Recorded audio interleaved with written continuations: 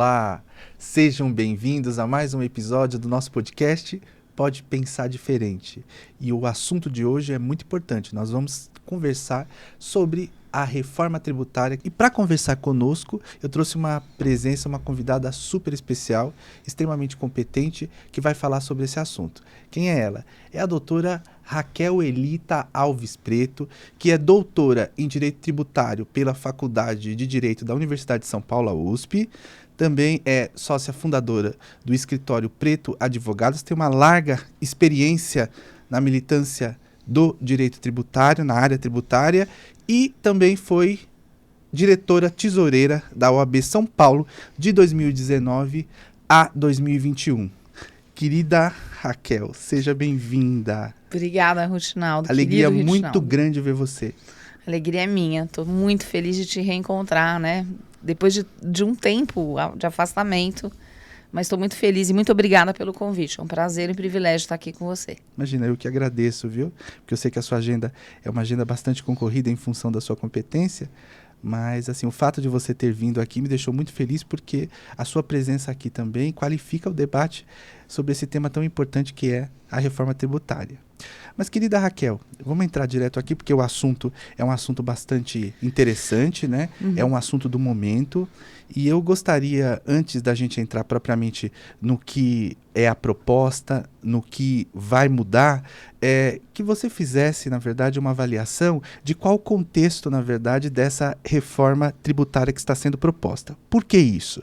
Porque essa ideia de reforma tributária, isso já vem sendo dito há muito tempo. Então, sucessivos governos falam sobre reforma tributária. Então, quer dizer, por que agora essa reforma aparece? Quer dizer, qual o contexto em que ela aparece hoje no atual governo?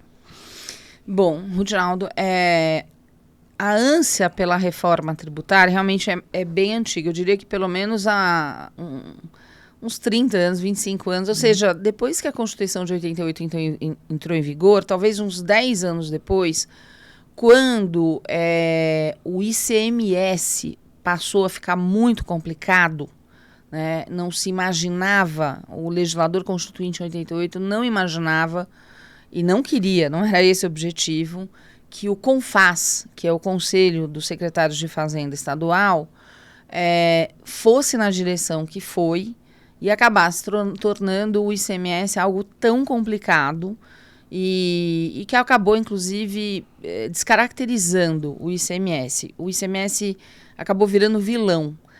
Originalmente ele não era um vilão, mas ele acabou virando porque ele acabou ficando aí sendo meio que pressionado estruturalmente pelos desejos de secretários de Fazenda de todo o país, num embate político, né, entre estados menores, estados maiores, estados produtores e estados consumidores. Mas, enfim, então, eu penso que o desejo por uma reforma tributária, ele começa a aparecer 10 anos depois que a Constituição de 88 entrou em vigor. Na Constituição de 88, a gente teve um redesenho do sistema tributário nacional. Penso que o sistema, como inicialmente concebido, não era mau, era bom, até porque ele atendia uma peculiaridade, que é uma peculiaridade bem complicada, que não é simples de ser atendida, e que é atender uma federação de 3 níveis governamentais. Sim. Né? As federações, elas precisam dar autonomia aos entes que compõem, né? Nós temos uma federação de 3 níveis governamentais, o que não é comum. Você tem federações em países menores que têm 2 níveis governamentais, mas o Brasil tem 3. Nós temos União, né, os estados e o Distrito Federal e quase 5.560 municípios, todos eles com competências para realizar coisas e para que os estados, municípios e o governo federal, enfim, para que os governos possam fazer coisas, eles precisam de dinheiro. A fonte primária de arrecadação para o caixa estatal sempre foi, no Brasil e no planeta Terra inteiro, a fonte tributária.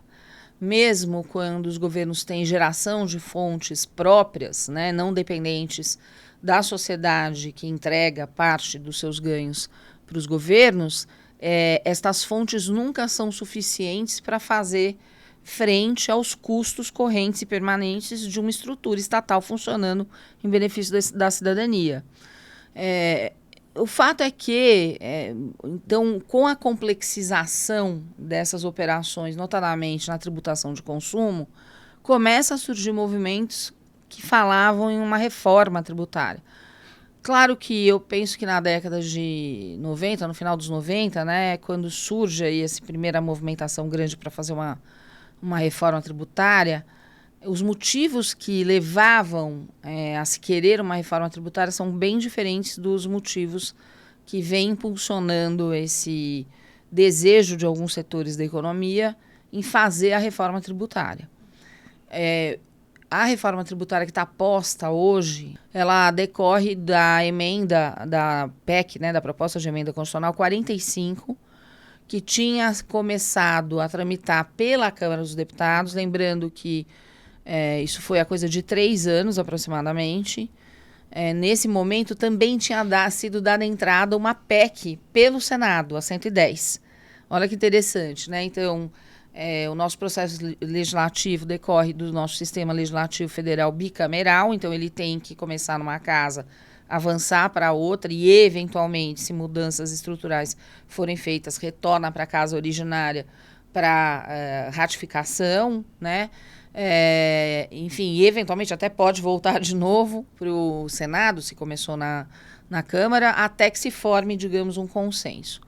E isso é típico do sistema bicameral também.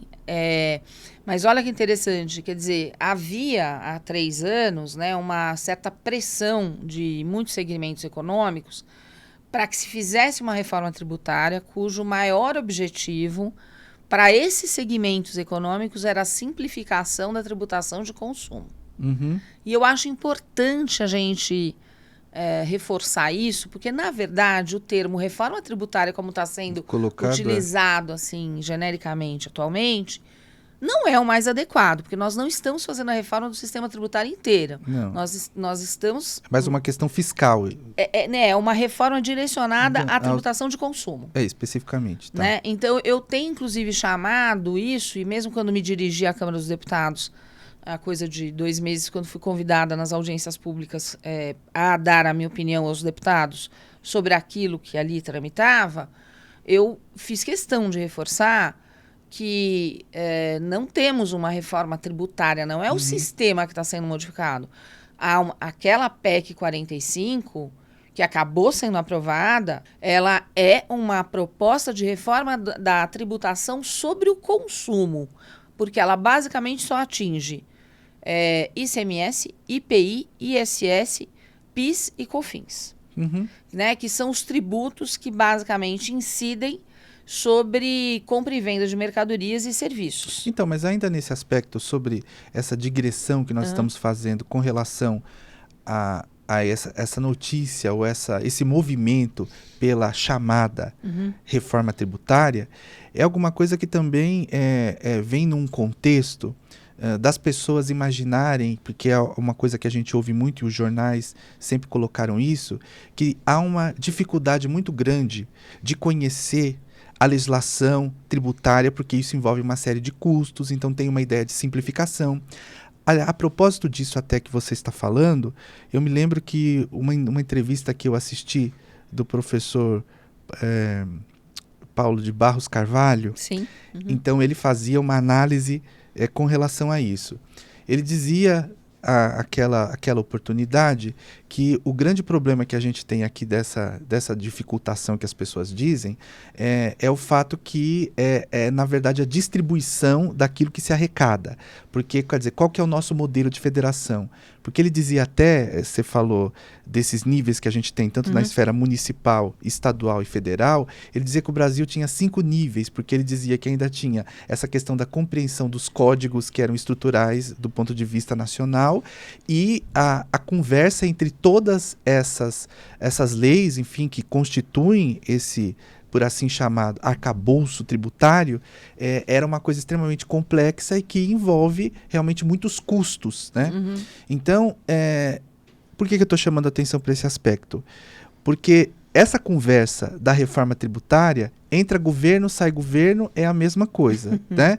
Só que, como você falou aí, é importante destacar, não se trata propriamente de uma reforma, até porque também o professor Paulo de Barros Carvalho, ele diz que reforma que quer reformar tudo, não reforma nada.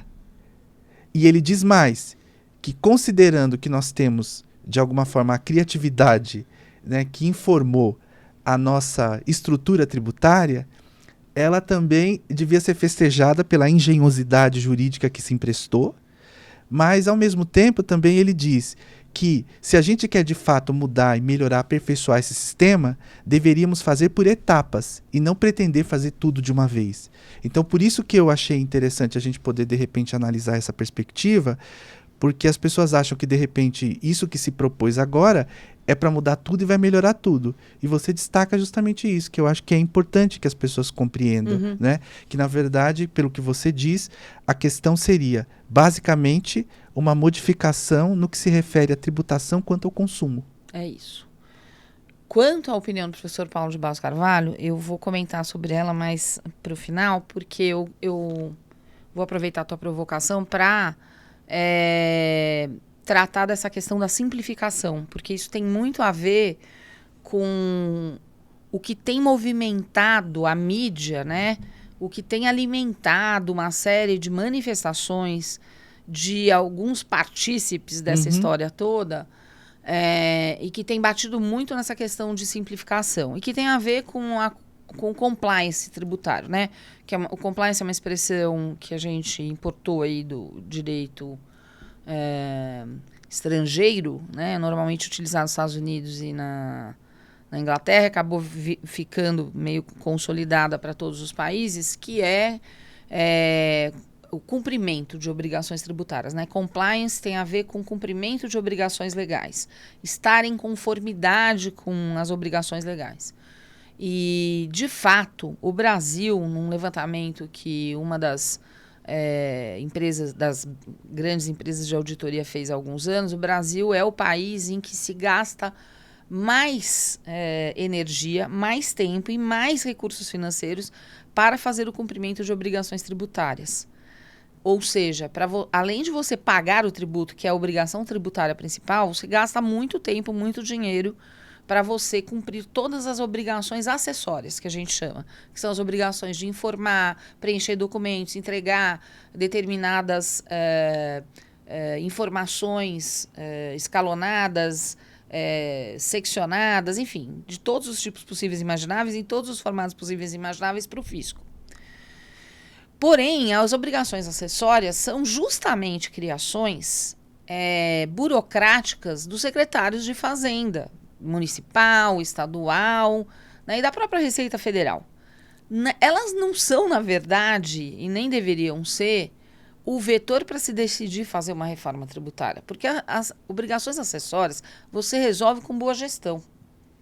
Muito você legal resolve isso com que você tá secretários de Fazenda simplificando, ao invés de baixar um decreto, porque essas obrigações acessórias elas não são decorrência da Constituição, elas não estão no texto da Constituição, nem estão no Código Tributário Nacional. Elas foram inventadas ao longo de décadas por maus secretários de Fazenda. E sim, lamento, né? Quem ouviu o podcast e foi secretário de Fazenda vai ficar bravo comigo, porque eu estou falando que tem um monte de mau secretário de Fazenda. Tem mesmo. Tem mesmo. O que mais tem é mau gestor nesse país. Que acha, porque ele vai inventar um formulário adicional, que ele vai ter uma performance melhor. A performance melhor do ponto de vista arrecadatório é que entrem nos caixas públicos a maior quantidade possível de dinheiro na forma de tributos da forma mais legítima possível, da forma mais transparente possível, porque uma das coisas que eu mais critico desde sempre é o péssimo relacionamento entre fisco e contribuinte no Brasil. Nós temos um péssimo relacionamento entre fisco e contribuintes. Quando eu digo péssimo, é em todos os sentidos. O Brasil é o país que tem a multa por descumprimento de obrigação tributária, não estou falando nem por fraude, mais elevada do mundo. Eu participei representando o Brasil num painel internacional no maior congresso, né, mundial que existe na área da tributação, que é o congresso da International Fiscal Association, que quando aconteceu em Boston, foi feito um painel em que se discutiu sanções, multas tributárias, enfim, a inadimplência de obrigações e como os fiscos, os governos lidam com isso. Gente, éramos basicamente 7 países, né? Eu estava falando pelo Brasil, e nós tínhamos ali representantes do Japão, da Bélgica, da Itália. O painel foi presidido pelo professor de Direito Tributário da Universidade de Harvard, um americano, que é o professor Stephen Shih, falando da tributação dos Estados Unidos. E todo mundo sabe que Estados Unidos e Japão, por exemplo, são 2 países ultra rigorosos na fiscalização quanto ao cumprimento de obrigações tributárias. Só para a gente ter base, que aliás é uma tradição cultural dos dois, o Al Capone, o famoso, né, gangster americano, não foi preso porque ele mandou matar um monte de gente ou porque ele contrabandeou A, B ou C. Sim. Ele foi preso por crime de sonegação fiscal. E ele morreu na cadeia por crime de sonegação fiscal. Estou fazendo essa referência só para mostrar o quanto Estados Unidos é rigoroso nessa questão tributária. Sabe qual é o montante de multa que nos Estados Unidos se cobra de um contribuinte que deixa de pagar a obrigação tributária? Se for por fraude, vai ser 35% em média. Se não for por fraude, é 20%. Qual que é a multa que é aplicada ao contribuinte brasileiro que tem uma dificuldade financeira e não paga a obrigação tributária? 100%. Supostamente, se for fraudulenta, vai ser 150% porque ela é agravada. Num país em que todo mundo enche o peito para falar que não se pode cobrar mais do que 2% de multa do consumidor.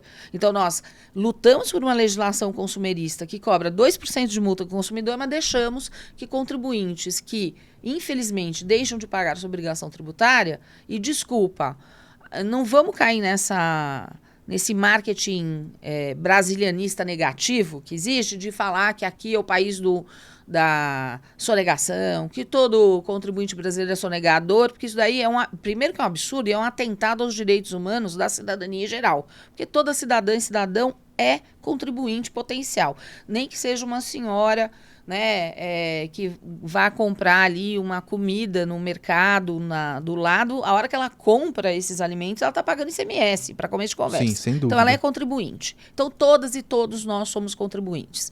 Portanto, partir do pressuposto que todo contribuinte é um sonegador, é a mesma coisa que partir do pressuposto que todo cidadão brasileiro, toda cidadã brasileira é um criminoso. Quer dizer, isso ainda mais para nós que somos do direito, sim, não, isso é um absurdo. É um absurdo, entendeu? E não é verdade, porque a sonegação... desmerecer também aquilo que a gente falou, né? Desmerecer a estrutura que se criou, que é uma estrutura legal pelo que a gente percebe, que é bastante estruturada com relação a isso, competente, né?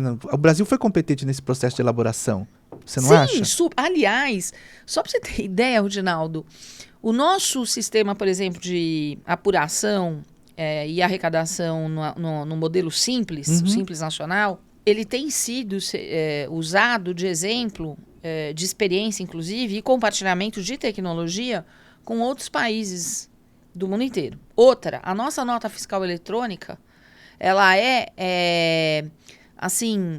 pioneira. O Brasil foi o primeiro país a implantar uma nota fiscal eletrônica com um sistema basicamente escorado em um web, né?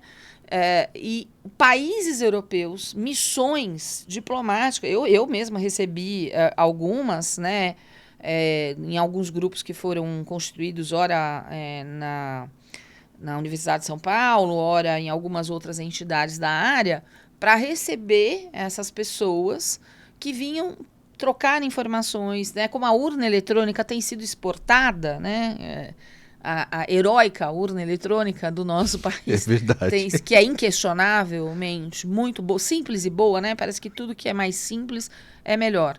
Nós também exportamos tecnologia de informação quanto à nota fiscal eletrônica. Expede as nossas contabilidades, as nossas informações fiscais, todas elas em web. Então, assim, me desculpa, sabe?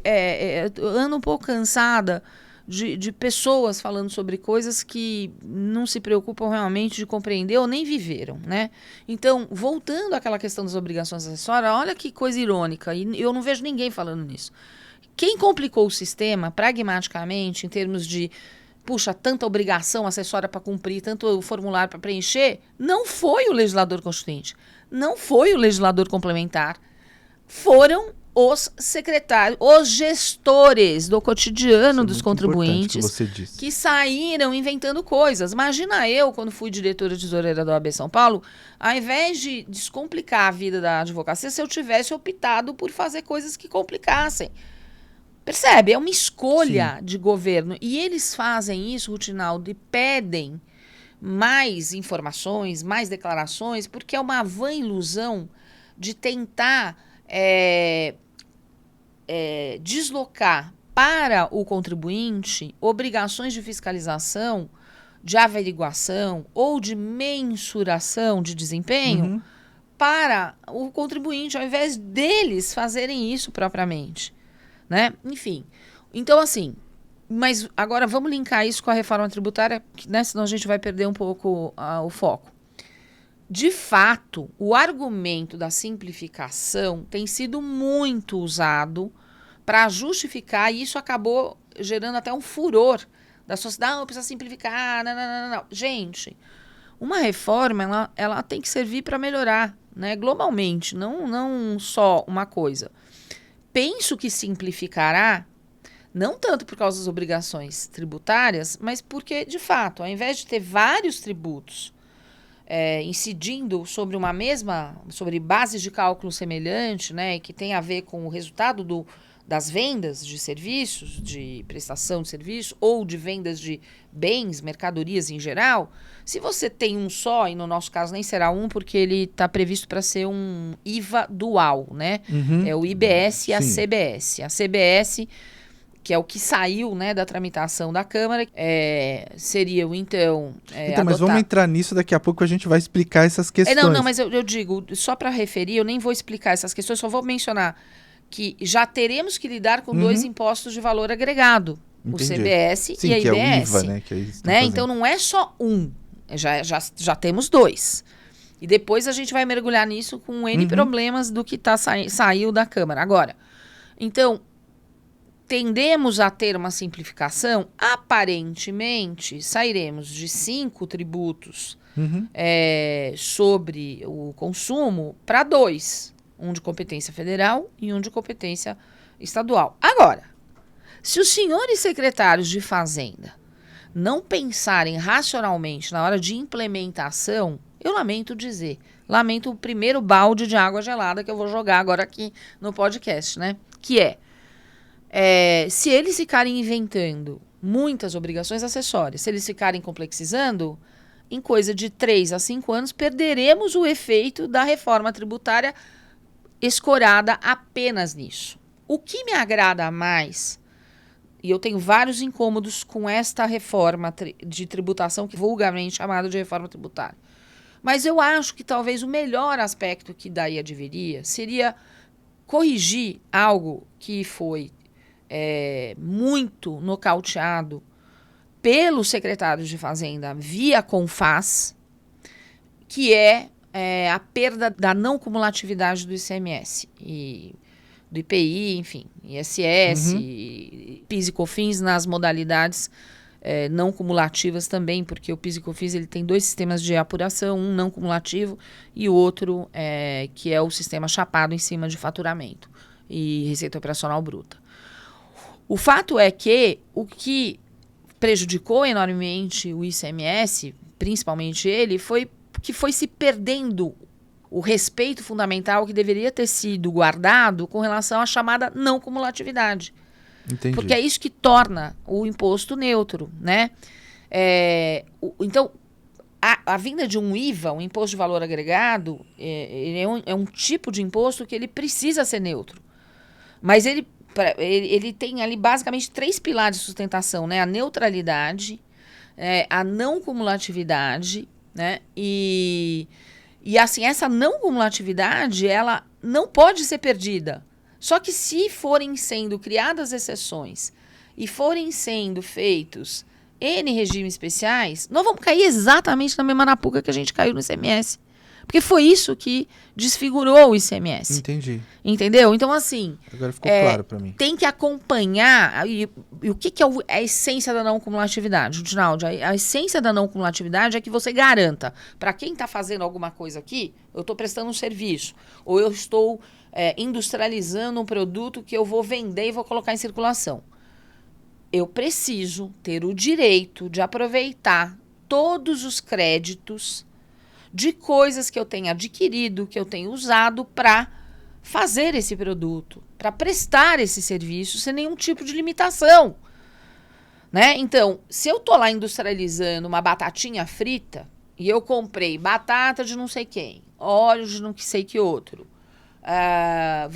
imagina que eu sou produtor e fabricante também de batata, os insumos da batata que eu plantei, porque eu vendo batata in natura e resolvi que vou vender batatinha frita também. Eu preciso ser capaz de recuperar em todas as compras que eu fiz e que me levaram a produzir aquilo. Eu preciso ser capaz de aproveitar todo o crédito Sim. que é possível ser aproveitado das etapas que estão ali me antecedendo. Né? E aí eu preciso pegar esses créditos e confrontar depois com o meu débito de saída. Né? E eu preciso... não ter restrições nisso, porque outra coisa que começou a desfigurar o ICMS foram os estados, para conseguir botar mais dinheiro no caixa, falando, olha, o crédito de tal coisa e tal coisa não vai ser possível aproveitar. Olha, eu estou implantando um sistema de substituição tributária para esse segmento aqui, então esse pessoal já vai pagar todo o imposto que viria na sequência antecipadamente para mim aqui na boca. Só que você vai comprar e aí você não tem crédito a aproveitar, porque, enfim, a questão do ICMS está resolvida ali. Mas eu tive um custo. Eu espero que nós não cometamos os mesmos erros que, na verdade, desfiguraram o sistema, que era um sistema bom. E aqui eu vou citar Alcide Jorge Costa, professor titular de Direito Tributário da USP, que é a minha linha acadêmica, né? Eu sou filiada a essa corrente acadêmica que o professor Alcides formou ao longo de tantos anos na faculdade, que essa história de pragmatismo e de repente, olhar para as coisas e perceber, meu Deus, não era mais fácil reformar o ICMS e corrigir tudo de errado que estava feito? Então, é isso que eu queria te perguntar, porque dentro do que você está falando, e você foi bastante clara no sentido de que essa burocracia que se cria em função de gestores de fazenda que não têm se mostrado competentes ao longo do tempo pelo que a gente tem hoje, né, ou pelo que a gente constata hoje. Então, minha pergunta é, haveria de fato necessidade dessa chamada reforma tributária? Ou se, eventualmente, nós melhorássemos isso, como você diz, pontualmente, e racionalizássemos, por assim dizer, o trabalho administrativo dessas secretarias de fazenda, o nosso problema não estaria resolvido? Como é bom conversar com você, né, Ginaldo? Porque falta raciocínio lógico à humanidade em tempos atuais. Eu acho que esse é o nosso maior problema para tudo, viu?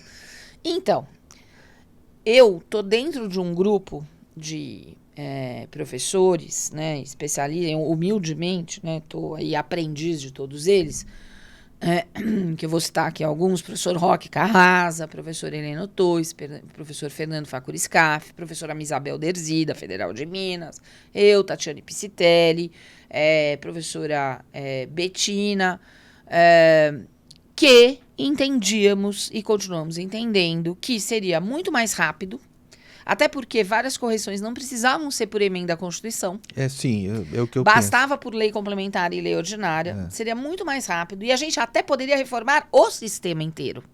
Sim. E não só a tributação de consumo. Apesar da promessa do atual ministro da Fazenda, o ministro Fernando Haddad, que é bastante competente nessa matéria tributária, ele entende bastante do tema, né? E está se movendo como ministro da Fazenda, né? Ou seja, está cuidando do caixa do governo. Ele anuncia que vai vir uma segunda etapa da reforma tributária, que vai ser apresentada no segundo semestre, para tentar reformar o restante do sistema tributário. Mas, enfim, seria muito melhor, muito mais rápido, com uma aprovação, inclusive, porque não precisa de quórum especial de emenda à Constituição, se fizesse isso por leis ordinárias, leis complementares, fizesse um pacotão, vamos corrigir os problemas aqui de ICMS, vamos corrigir os problemas de IPI. Então, assim, a gente defendeu muito isso. Na audiência pública que fizemos em 2019, lá na OAB São Paulo, enquanto eu ainda estava como diretora, nós demos uma guinada na discussão de reforma tributária que estava acontecendo, uma reforma pública muito relevante, em que a gente mostrou que, na verdade, a gente precisava corrigir coisas que todos nós sabíamos muito bem o que era, ou seja, é mais fácil você dar o remédio certo e eficiente para aquela doença que já está mapeada e entendida. Olha a dificuldade agora, Ronaldo.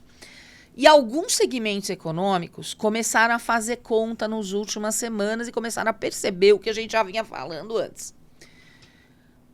As pessoas não se tocaram que durante anos nós vamos ter que conviver com 2 sistemas de tributação de consumo, porque tem a chamada fase de transição. Sim, eu ia chegar nisso também, porque a implementação disso vai demorar um pouquinho, né?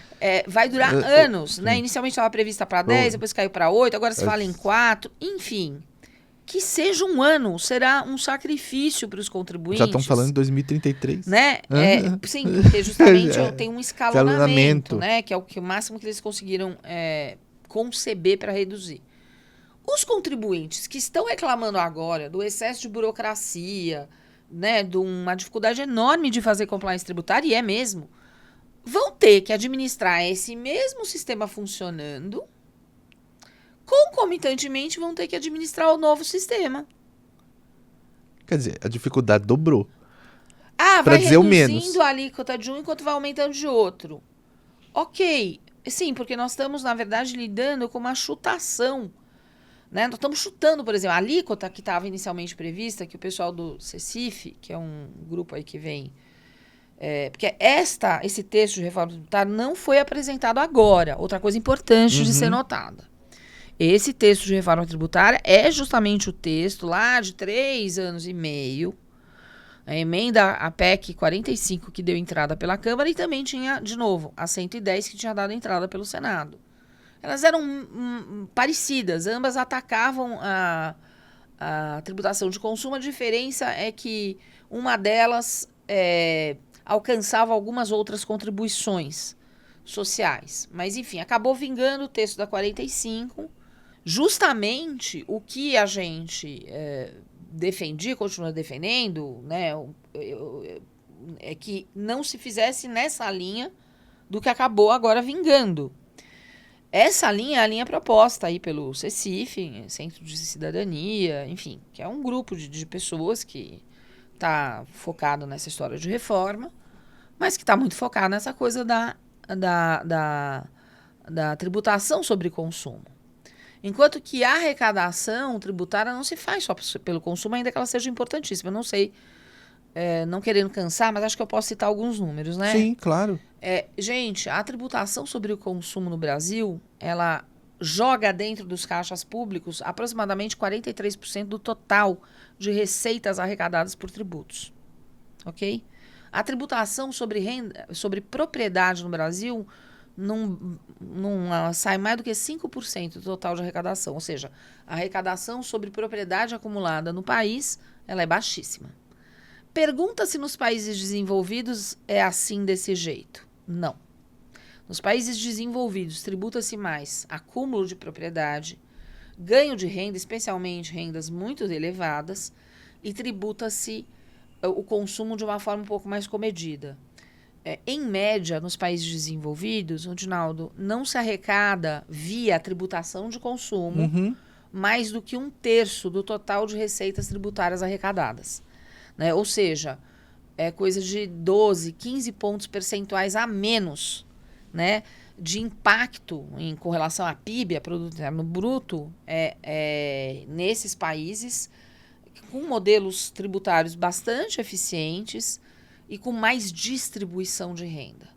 E falar em distribuição de renda não quer dizer que a gente seja comunista, quer dizer apenas que a gente entende como é que um Estado tem que funcionar. Sim. Né? Eu estou falando sobre isso e faço referência, por exemplo, a uma França, que é comandada hoje por um governo de centro-direita, talvez, não sei nem classificar direito Macron, mas acho que é isso, e que tributa propriedade e renda em níveis altíssimos, né? Então, nós temos, por exemplo, várias figuras... Mas o modelo americano também, não é? Certamente, então, certamente. É isso que eu estou dizendo, se você for pegar, por exemplo, então, a referência do pessoal. Eu estou querendo fazer essa referência porque no Brasil, infelizmente, e eu sou contra isso e vou combater sempre onde quer que eu esteja, que as pessoas tomem as discussões de temas estruturais como discussões do partido A, do partido... Não, é uma discussão da sociedade brasileira. Né? Exatamente. É uma questão estrutural. De estrutura de país. Nós podemos continuar tendo 66 milhões de pessoas brasileiras na linha de pobreza, vivendo em insegurança alimentar? Eu penso que não. Eu tenho vergonha de morar num país em que 66 milhões de pessoas vivem com até R$450 por mês. Você conseguiria viver com R$450 por mês? Eu tenho vergonha. Não é ser sobre... essa questão não é sobre o comunismo. Até porque, aliás, as pessoas falam de comunismo, socialismo, sem saber o que é, né? Aliás, o ministro Barroso teve que fazer uma explicação sobre isso. Nunca tivemos comunismo no Brasil. Nunca tivemos nem perto de ter. Mas e o Partido Comunista do Brasil? Não é o comunismo, né? E nem tem alcance e representação.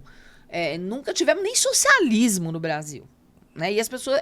eu fico impressionada, por exemplo, eu tenho visto gente... não pode aumentar a tributação da renda de grandes... de fundos reservados. Fundos reservados são fundos que os bancos disponibilizam para pessoas, para pessoas, grupos, normalmente famílias, que não são nem milionárias, são trilionárias. E que pagam no Brasil menos imposto do que elas pagariam se fossem famílias trilionárias nos Estados Unidos da América. E aí eu vejo pessoas que ganham, sei lá, R$5.000 por mês, R$10.000, por que seja, falando que ela é contra, tipo, algo que nem vai alcançá-la, mas que mudaria a estrutura da tributação no país. E sim, a gente tem que falar sobre isso. E olha, eu sou advogada de empresas e empresários há mais de 30 anos. Eu não estou defendendo o aumento da tributação sobre empresas e empresários, em hipótese alguma. Aliás, eu acho que a gente tem que ter muita cautela com a atividade empresarial que ainda heroicamente consegue existir no país. É o que eu penso também. Né? Especialmente preocupada com pequenas e microempresas, com médias empresas, com prestadores de serviço, que é o segmento econômico hoje, que gera mais de 70% de empregos. Exatamente, eu ia chegar nesse ponto, né? Porque o que nós vamos fazer? Porque esse setor vai ser extremamente onerado. Nossa, nós vamos chegar aí. Então, quer dizer, a minha preocupação também é nesse sentido. Mas, Raquel, sabe o que eu queria também, aproveitando aí o gancho da sua fala para perguntar a você? O que, por exemplo... Porque quando você faz uma modificação na legislação tributária, então as pessoas imaginam que de repente isso vai ser uma grande mágica, como se aqui a gente pudesse resolver os problemas do país simplesmente fazendo alteração de legislação. Então, assim, o que eu gostaria, na verdade, de perguntar para você é se a avaliação que se fez até aqui do ponto de vista econômico, ela se sustenta dentro disso que se projetou na reforma tributária. Porque justamente por esse aspecto que você está mencionando. Se nós temos uma economia que está alicerçada nas atividades relativas à prestação de serviço, que vai ser a parte mais onerada, será que essas contas fecharam? Quer dizer, qual que vai ser o impacto disso na nossa realidade econômica? Rutinaldo, esta é a grande pergunta da reforma tributária. Na verdade, e é uma coisa que se cobrou muito, né? Esse grupo, por exemplo... detalhe, hein? Temos sido acusados de estarmos criticando a reforma porque nós, tributaristas, né? E olha, esse grupo não é nem formado só por tributaristas, por economistas, gente que lida com tributação em geral, mas porque nós não queremos que mude nada, porque nós estamos ganhando muito dinheiro. Gente, deixa eu comentar uma coisa para vocês. A gente não está ganhando tanto dinheiro assim, mas nós vamos ganhar muito dinheiro com a reforma tributária, porque o que vai dar de confusão vai ser uma maravilha. Então, na verdade, quando eu tenho uma postura crítica, eu estou criticando como cidadã, como pesquisadora, como professora, né? como alguém que pensa o direito tributário não só pela perspectiva de defesa do contribuinte. Eu sou contribuinte. Sim. Eu compus o Tribunal Recursal da Receita Federal durante anos. Eu julguei casos ali, né, pensando pela perspectiva, sim, do fisco, da arrecadação. Então, assim, eu me sinto muito isenta para falar, né? Então, assim, mas voltando, né, à sua questão, esta reforma, ela é um problema mesmo. A conta fecha. Porque não existem cálculos matemáticos precisos. Fizemos umas projeções. Cadê? Muito se pediu que fossem mostradas essas previsões, e que fossem estimativas. Não foram mostradas. Até agora não foram mostradas. O Ministério da Fazenda, após a tramitação na Câmara, por iniciativa do ministro Fernando Haddad e da sua equipe, resolveram destacar um grupo para fazer contas, até a pedido dos senadores. E estão fazendo essas contas, acho que já tem algumas estimativas disponíveis, mas veja, de fato não se tem certeza, são estimativas, são projeções que até então não tinham sido feitas. Qual vai ser o reflexo disso, a magnitude desse impacto? Por isso que, né, o primeiro ano vai ter ali um 0 ponto qualquer coisa de alíquota, que é só para medir a base matemática, e aí sim fazer as projeções. Ora, nós estamos, portanto, tentando responder a sua questão, fecha as contas? Não se sabe. Nós estamos fazendo uma reforma tributária sem ter essa visão. Da tributação panorâmica, de consumo, mas na verdade nós não temos certeza matemática, né, financeira, em termos de a abordagem orçamentária, ela é muito difícil. Porque se você não tem uma projeção matemática, se você não tem uma estimativa, como que você vai conseguir estabelecer um orçamento? Porque, veja, o orçamento público ele tem essa peculiaridade, né, Rudinaldo? Ele é sempre totalmente dependente, totalmente vinculado à arrecadação. Sim. Ao caixa, né? Entradas e saídas. Eu vou ter que gastar. Para eu gastar enquanto governo, eu preciso ter aqui no lado de cá receitas suficientes. E o Estado brasileiro, diante de uma população tão carente ainda, infelizmente, eu tenho vergonha de saber que tem gente nesse país, aproximadamente 9 milhões, eu falei R$450 por mês, né? Isso é para 66. Porque para aproximadamente 6 milhões de pessoas que vivem em total insegurança alimentar, elas não sabem se elas vão comer nem no dia seguinte, nem no outro dia. Elas vivem com uma perspectiva de sobreviverem com R$100 por mês. E esses dados são de onde, Raquel? Oxfam e ONU, né? Tem alguma coisa do IBGE que também nos permite fazer o cruzamento das informações. Então, assim, eu acho lastimável que a gente não olhe para o próprio umbigo e fale, olha, desculpa, da mesma forma que não dá mais para desmatar a Amazônia, aliás, que calor, né? O dia que a gente está fazendo aqui o nosso podcast está previsto para ser, né, o dia de maior calor aqui dos últimos tempos. Já tivemos um inverno mais quente, a Europa pegou fogo, né? Sim. Agora em julho, e ainda tem gente achando que tudo bem, que não faz diferença desmatar a Amazônia, né? Que também tem impacto em tributação e em orçamento público, né? Porque essas coisas estão ligadas. O fato é o seguinte, nós não sabemos, não temos certeza se a conta fecha. Agora está... Mas assim, é um esforço que o Ministério da Fazenda está fazendo, mas que lá na Câmara ninguém parou para pensar nisso. Ninguém pediu, por exemplo, as pessoas que propuseram o texto, Bernardo Api, de novo, esse texto ele está lá há 3 anos e meio aproximadamente. Não é de agora, não foi o atual governo que propôs. O atual governo percebendo, né, porque também existe uma vontade de realmente racionalizar o sistema, que eu acho que melhor do que simplificar seria racionalizar o sistema. Eu gosto mais de pensar isso tudo pela racionalização do sistema. Porque racionalização significa simplificação. Racionalização significa, além de simplificação, equalização de uma série de absurdos que acontecem, que não são racionais, né? Excesso de exigências de obrigações tributárias, um melhor gasto público, né? Uma discussão mais transparente, mais colaborativa sobre gastos públicos.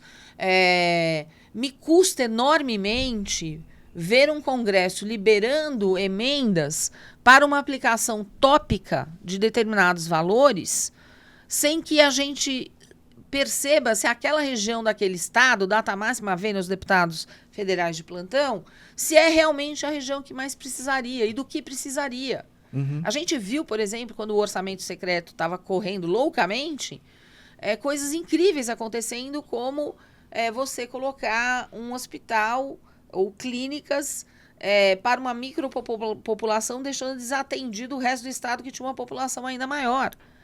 Né? Então, assim, são coisas de Brasil que também precisam ser vistas, mas nós temos um Estado que precisa de arrecadação, e muita, para fazer políticas públicas de transformação socioeconômica. Então, mas você já não acha, por exemplo, que assim, pelo menos o último levantamento que eu vi, né, que foram números, salvo engano, aí, de 2022, me parece que assim, a questão tributária, o custo tributário no Brasil chegou a mais de 33% do PIB. Quer dizer, que é uma coisa absurda. Quer dizer, então nós tem que arrecadar, mas tem que arrecadar como?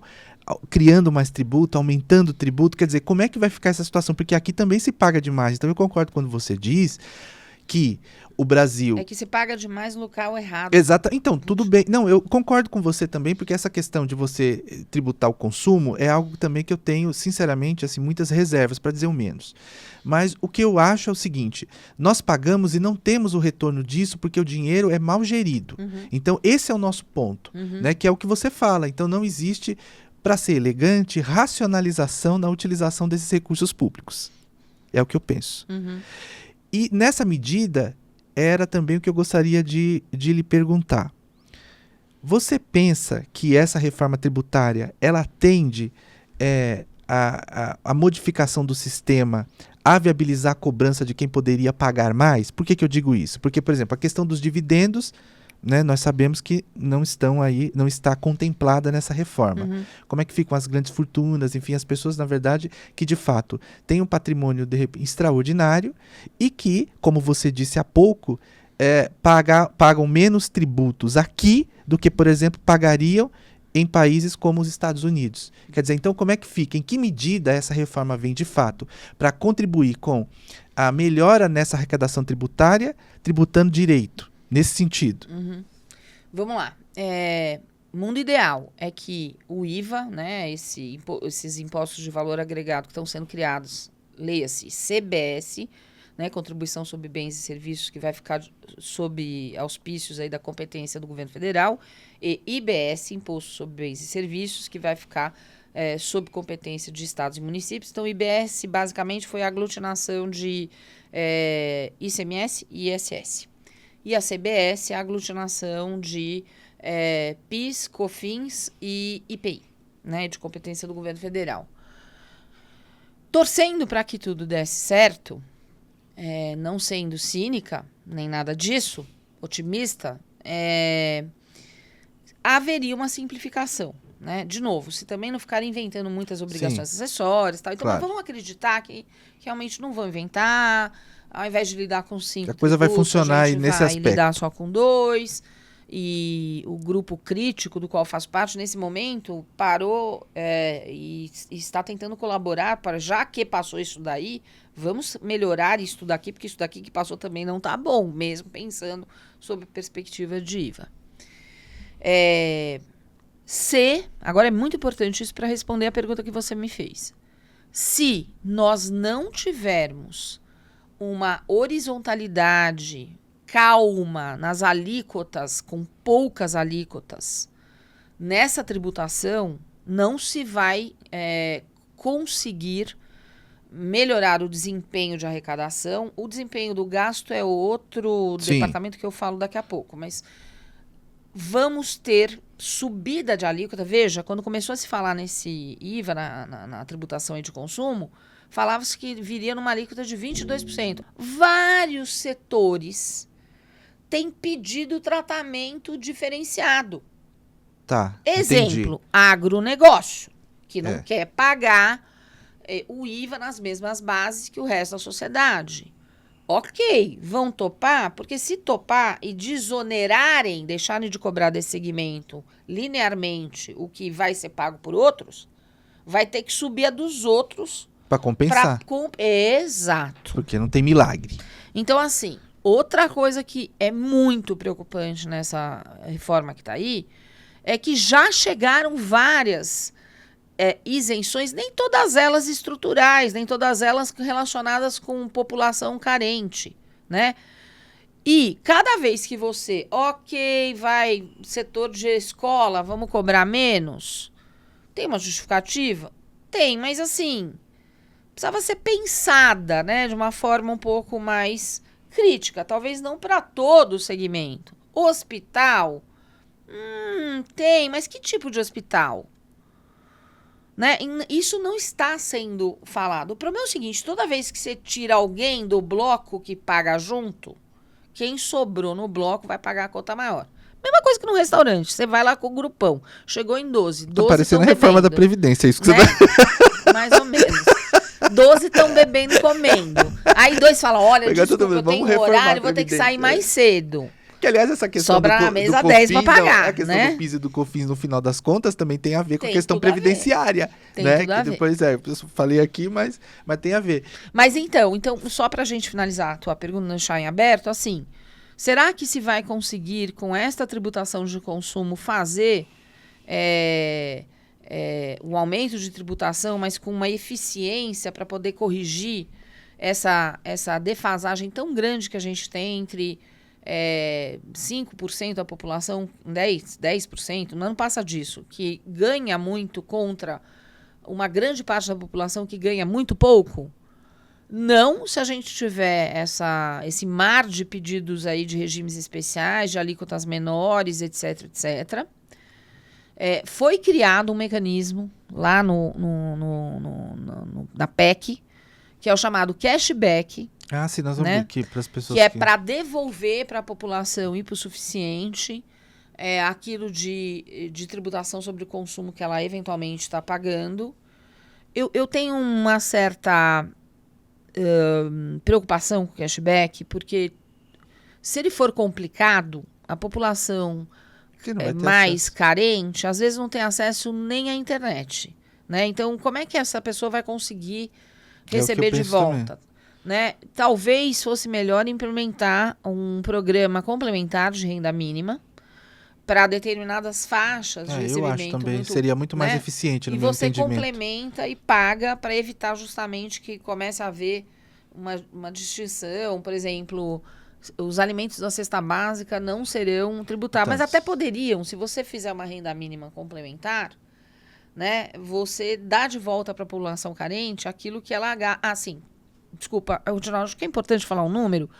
Da onde que veio essa noção de cashback? Porque é o seguinte, da população hipossuficiente, quanto à população hipossuficiente, acontece um fenômeno muito, não é só no Brasil, isso no mundo inteiro, muito marcante, que é o seguinte: uma pessoa que ganha até, por exemplo, R$2.000 por mês, uma família, né, que tem como renda, ela vai gastar não menos do que 75% do total do que a família ganha com bens de consumo essenciais. Basicamente, comida.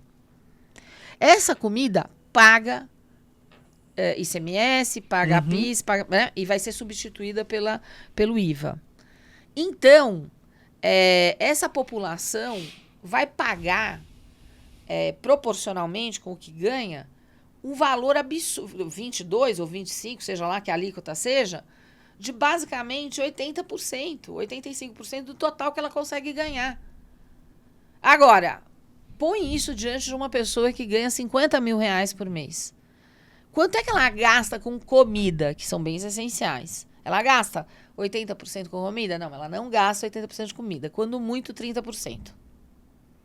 Ela gasta com outras coisas. Ela gasta com viagem, ela gasta com restaurante. Nada contra viagem, restaurante, todo mundo tem o direito. O problema é que não dá para você olhar um país e criar políticas de gestão sem pensar que existe uma distinção entre quem ganha 50 mil reais e quem ganha 500 reais. É sobre isso, entendeu? Então, mas isso que você fala também é interessante. Eu li algumas críticas, inclusive nos jornais, e havia um articulista que eu não me lembro agora quem, mas ele dizia uma coisa interessante. Ele dizia o seguinte: não dá para fazer uma reforma tributária num país tão desigual, estabelecendo uma regra linear. Então, o cashback, ele é uma forma de você corrigir isso, porque se você devolve para a população Sim, o mas como valor que ela isso vai se gastou, efetivar? Porque mesmo a questão do que vai ser, quais são os itens da cesta básica, isso ainda vai ficar para ser mas definido, né? tudo a definir. Por É. isso que eu tendo a achar que melhor do que um cashback, pensando em simplificação, já que essa é a tônica do marketing em favor aí é pegar todas as famílias, né? As famílias, sejam elas de duas, de uma, ou se a pessoa é sozinha, uma pessoa só também, tudo bem. Mas pegar os núcleos familiares que ganham até, por exemplo, 3 mil, 4 mil reais, e até eu faria escalonado, por exemplo, até R$ 1.500, devolve 100% mas como renda complementar. Para a pessoa ter que evitar de ficar tirando cópia de notinha fiscal do que comprou, a pessoa esquece, perde a notinha fiscal, tá entendendo? Sim. Tudo isso acaba... Então, assim, se você devolver para essas pessoas... E se você fizer um cálculo a 80%, não tem como você não devolver integralmente, entendeu? Porque as mensurações aí todas estão mais do que comprovadas, né? As declarações de imposto de renda, os estudos aí de IBGE, esse é matemático. Esse é matemático. A gente tem total controle sobre isso. Então é mais fácil você partir do pressuposto, quem ganha 1.500 vai receber 100% de cashback, né? Eu até defendo que seja até 3 mil reais. Porque eu acho que uma família que ganha, somar 3 mil reais por mês...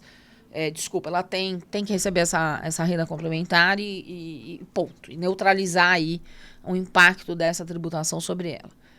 Mas ok, querem escalonar 2 mil, 2.500, 3 mil, entendeu? Então assim, você vai diminuindo a renda mínima complementar que você vai dar para ela, até você chegar numa faixa que não seja tão desumano você cobrar tributo de alguém que ganha tão pouco para sobreviver. Sim, eu também acho. Você entendeu? Então, assim, acho que... Mas acho que essa tua ideia, por exemplo, que é o que você diz aí, de você criar um programa para complementar aí essa renda básica dentro para atender essas pessoas que já estão dentro do cadastro aí de assistência do governo, eu acho que seria mais eficaz. É o que eu tenho defendido. Então, eu acho que sim, até porque eu estou te falando já por conta da minha realidade de atividade política.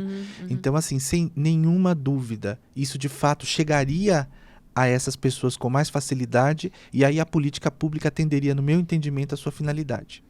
É isso. Então, estamos irmanados porque eu penso igual. Tudo que for para complicar a vida, eu né? acho que E principalmente do contribuinte, que é um cidadão hipossuficiente... tende a não dar errado, a não dar certo, a dar errado, ou ficar pela metade. Então, mas é que assim, e só pra gente ainda voltar, acho que numa outra questão que você tinha feito, mas é que acho que agora é hora de juntar, não é pela tributação no consumo que você faz a boa gestão da distribuição de renda equânime. Não é por aí que você faz a correção de uma estrutura social e econômica ultra concentrada como a nossa, entendeu? E agora eu quero até, se você me permitir, fazer um registro aqui, nesse momento especial, porque empresas e empresários no Brasil têm que entender e enxergar o seguinte: se o nosso país é pobre, as empresas também serão. Ou seja, elas ganham muito menos do que elas ganhariam se fossem empresas atuando em um país rico. Nós não somos um país rico. Então, o mercado... A Luísa Helena Trajano, ela tem uma frase que é muito interessante. Ela fala, não, a população tem que ganhar mais dinheiro. E aí ela... acho que ela estava falando num encontro para empresária, ela fala, se a população ganhar mais dinheiro, nós vamos ganhar mais dinheiro. É simples o que a Luísa fala, mas tipo assim, é realmente isso. O mercado consumidor, se nós fôssemos um país mais rico, se o dinheiro tivesse melhor distribuído entre nós teríamos um mercado consumidor maior. As pessoas consumiriam mais. as pessoas gastariam, comprariam bens, produtos e serviços, né? Então, o fluxo de capital circulando na sociedade, ele seria muito maior. Nós temos empresas pequenas. O Brasil tem empresas pequenas. Eu estou falando de empresas brasileiras, eu estou falando de empresas multinacionais que estão aqui estabelecidas. Né? Não tenho nada contra as multinacionais que aqui estão estabelecidas. Aliás, que continuem, né? Uma pena que a gente tem visto aí nos últimos 5 anos, 6 anos, uma saída enorme de várias grandes empresas que atuavam no Brasil e que não estão mais atuando. Aliás, fundamental falarmos em reindustrialização. Sim, eu também acho. Né? Que eu acho que o Brasil abandonou isso, foi muito equivocado. Se eu não faço uma distribuição de renda melhor e eu mantenho uma concentração de renda muito grande, eu continuo mantendo uma restrição também para o mercado. O nosso mercado se torna fraco, as nossas empresas se tornam fracas, porque o que faz uma empresa galgar, né, o mundo, ganhar fronteiras, sair para ser um sucesso internacional, é porque, antes de tudo, ela se tornou uma empresa forte no seu próprio país. Então, mas eu acho que isso também tem um fator histórico. Eu não sei se você vai concordar comigo, mas assim, se você for pegar a história da República no Brasil, você vai verificar que dentro desse processo de construção daquilo que seria a República, aí a própria, os coronéis, né, e os senhores donos de café, enfim, os fazendeiros da época, que eram as pessoas que determinavam o que se fazia aqui no Brasil e que, historicamente, vem se sucedendo, né? Tinha uma visão bastante míope do que seria necessário ao país. Né? Você veja que mesmo a questão da educação no Brasil foi algo muito travado. Quer dizer, sim. Então, se você tem um país em que os governantes têm visão de futuro, eles vão investir no quê? Eles vão investir em educação porque um povo que tem cultura, um povo que tem educação, ele cria. Exatamente, ele cria, ele transforma. Né? Então, assim, isso já está mais do que comprovado, porque nós temos alguns bons exemplos no mundo de países que fizeram isso, como, por exemplo, a Coreia do Sul. Não é? Por exemplo. Então, o que eu acho? Eu acho que assim, o que falta é justamente a elite, que eu digo, política. Não vou falar da elite política porque, a rigor, vamos aqui estabelecer que a decisão, quem vai tomar, sim, ainda que por influência, em função de absorção de lobby ou qualquer coisa do gênero, mas a decisão é dessas pessoas. Então, assim, exato. E essa visão é míope. Por quê? Porque o grande problema que a gente vê no Brasil é justamente o quê? A violência da concentração de renda, que é o que você falou. Então, se a gente não corrigir isso, evidentemente... Sabe qual é a posição do Brasil no ranking mundial de concentração de renda da ONU? Segundo colocado. Então, nós somos o segundo país que mais concentra renda no mundo. Né? A gente só perde para o Catar. Então, quer dizer, não tem mais o que dizer, né? Você não acha a Alemanha nesse ranking. Exatamente. Você não acha os Estados Unidos nesse ranking, entendeu? E para além disso também, para além da dimensão econômica, que é óbvia, né, dentro inclusive até do dado que você nos traz, aí tem um outro fator que eu também considero, quer dizer, qual é a vantagem dessa ultra concentração de renda, né, para você viver em ilhas de riqueza cercado de um mar de pobreza? Porque assim, você pode observar também que grande parte dessas pessoas que são trilionárias, como você falou, parte significativa delas nem aqui estão morando.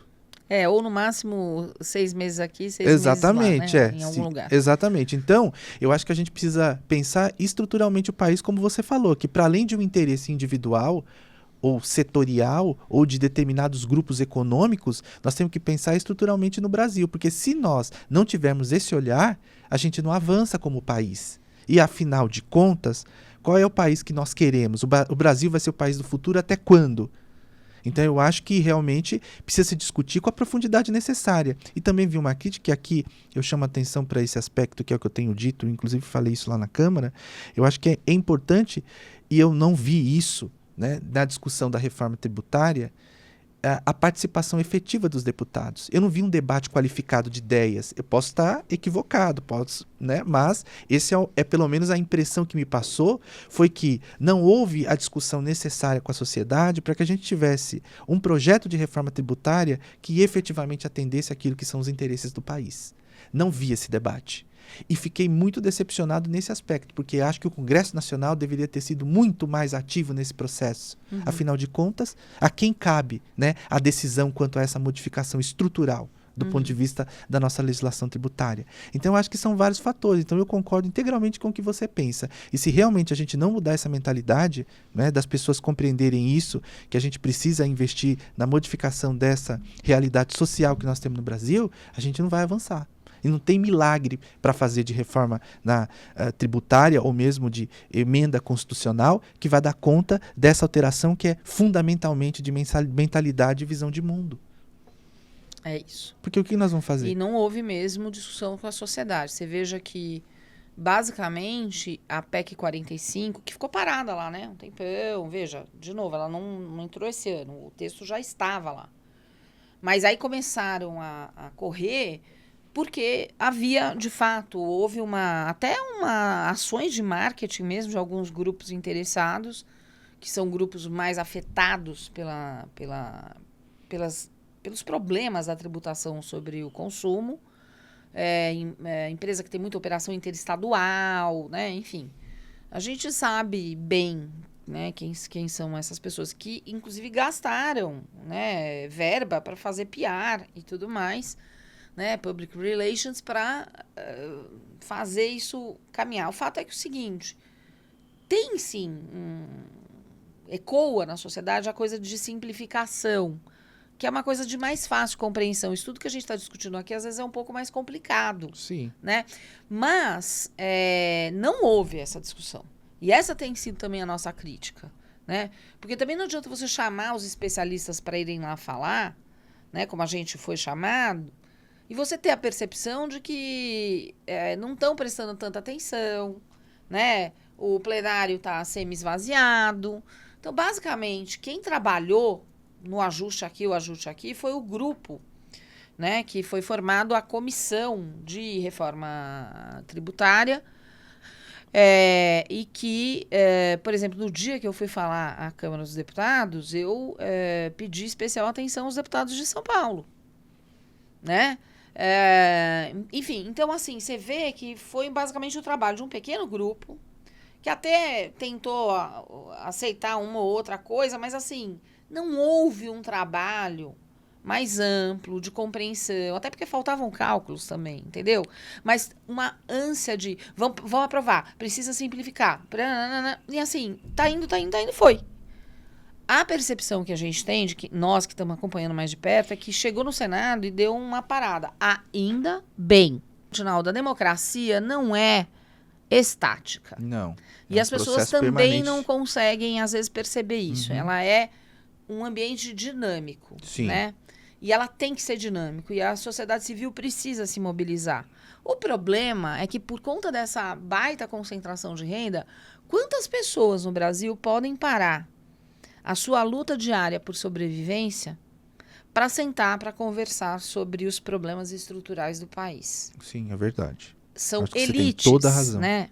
Política, como você acabou de mencionar, econômica, uma elite acadêmica, que eventualmente podem se dar a um luxo, porque num país em que a grande maioria da população sobrevive com remunerações muito pequenas, 66 milhões, olha o nível, né, que eu mencionei ali no começo da nossa conversa.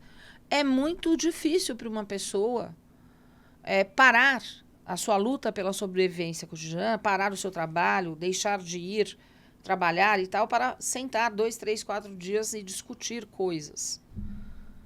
Daí porque eu cobro, sim, de quem é notadamente da academia, porque, assim, os políticos vivem no mundo deles, né? Infelizmente, a maioria deles, e aqui eu vou fazer uma referência expressa, eu não gosto de falar de partido quando estou discutindo coisas técnicas, mas não tem como não falar, né? Principalmente o centrão, né, fisiológico, que é uma coisa assim impressionante.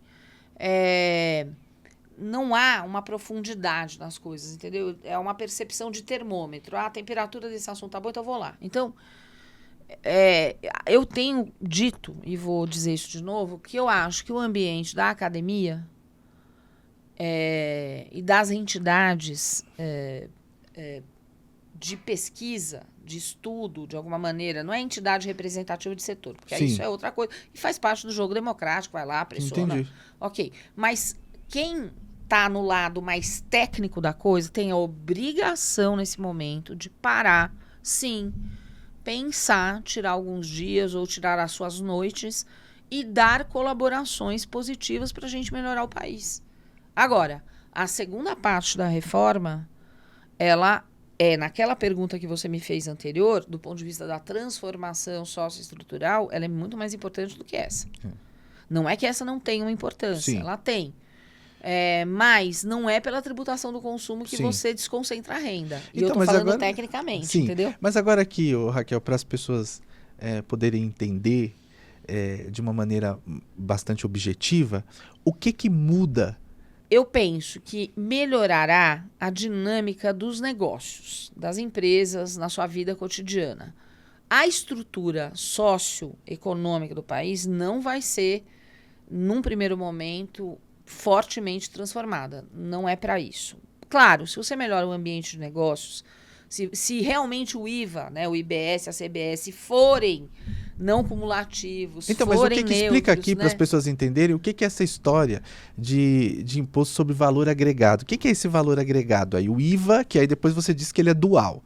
Então, na verdade, Então, ele é basicamente o vai ser tributo cobrado de maneira dual. em que você calcula só sobre a parte que você, naquela etapa, na sua etapa econômica, que você produz, que você agrega, por isso valor agregado.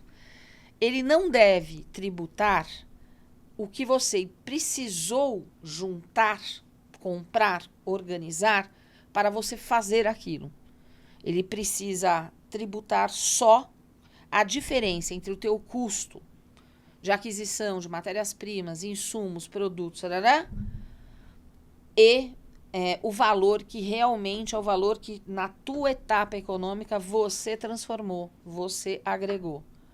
Então, eu preciso ser capaz de tirar dessa base de cálculo tudo o que não seja o meu valor agregado daquele momento. É isso, ok?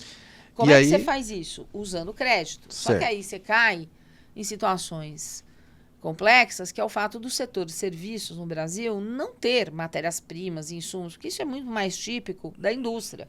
A indústria compra A, compra B, compra matéria-prima C, beneficia a etapa com parceiro, né? Uma série de etapas em que você vai fazendo um produto e aí ela vai separando aquilo que é a parte dela, que é o momento dela em que ela realmente vai agregar algo, com aquilo tudo que ela precisou comprar, trazer para montar e fazer a sua parte, entendeu? Entendi. Aí dentro desse valor agregado, então, na verdade, nós vamos ter, dentro dessa reforma, nós vamos, assim, eliminar 5, por assim dizer, modalidades tributárias. Isso. Tá? E aí vamos colocar apenas 2. E aí como é que é isso?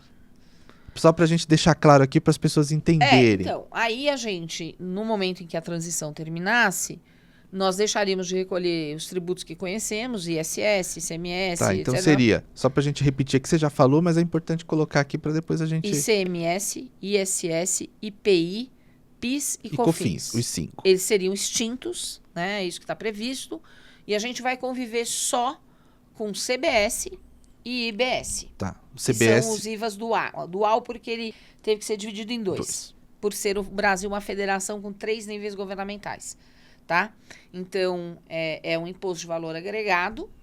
E nós vamos vender um serviço, por exemplo, a gente vai colocar lá o valor do nosso serviço e vamos colocar a alíquota, né, do imposto que vai incidir ali, né, o CBS e o IBS. Vamos calcular, esse valor vai ter que ser levado aos cofres públicos e vai ficar conosco só o valor do nosso serviço.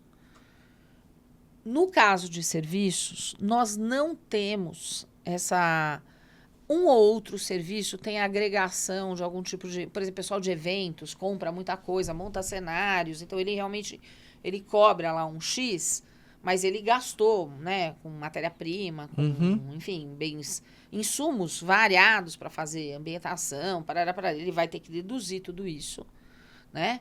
E aí ele vai ofertar à tributação aquilo que sobrou, descontado esse custo dele de aquisição. Tá. Mas eu estou dando um exemplo escolhido no setor de serviços Porque é um exemplo que não é comum no setor de serviços. Sim. O setor de serviço é um serviço, justamente é um setor de agregação intelectual. Né? Sim. Né? Por exemplo, um médico. Os advogados. Um advogado, né? Um arquiteto. Ele vai elaborar uma casa, vai desenhar uma planta. Bom, agora nem custo de papel o arquiteto tem mais, né? Porque ele manda para você no iPad o projeto da casa que você encomendou. Ou nós, advogados, em que a gente nem mais custo de papel vai ter. Está diminuindo enormemente nos escritórios, porque agora os processos são digitais. E a consulta que você manda para o seu cliente, você não imprime mais no papel, você manda no e-mail, no arquivo PDF.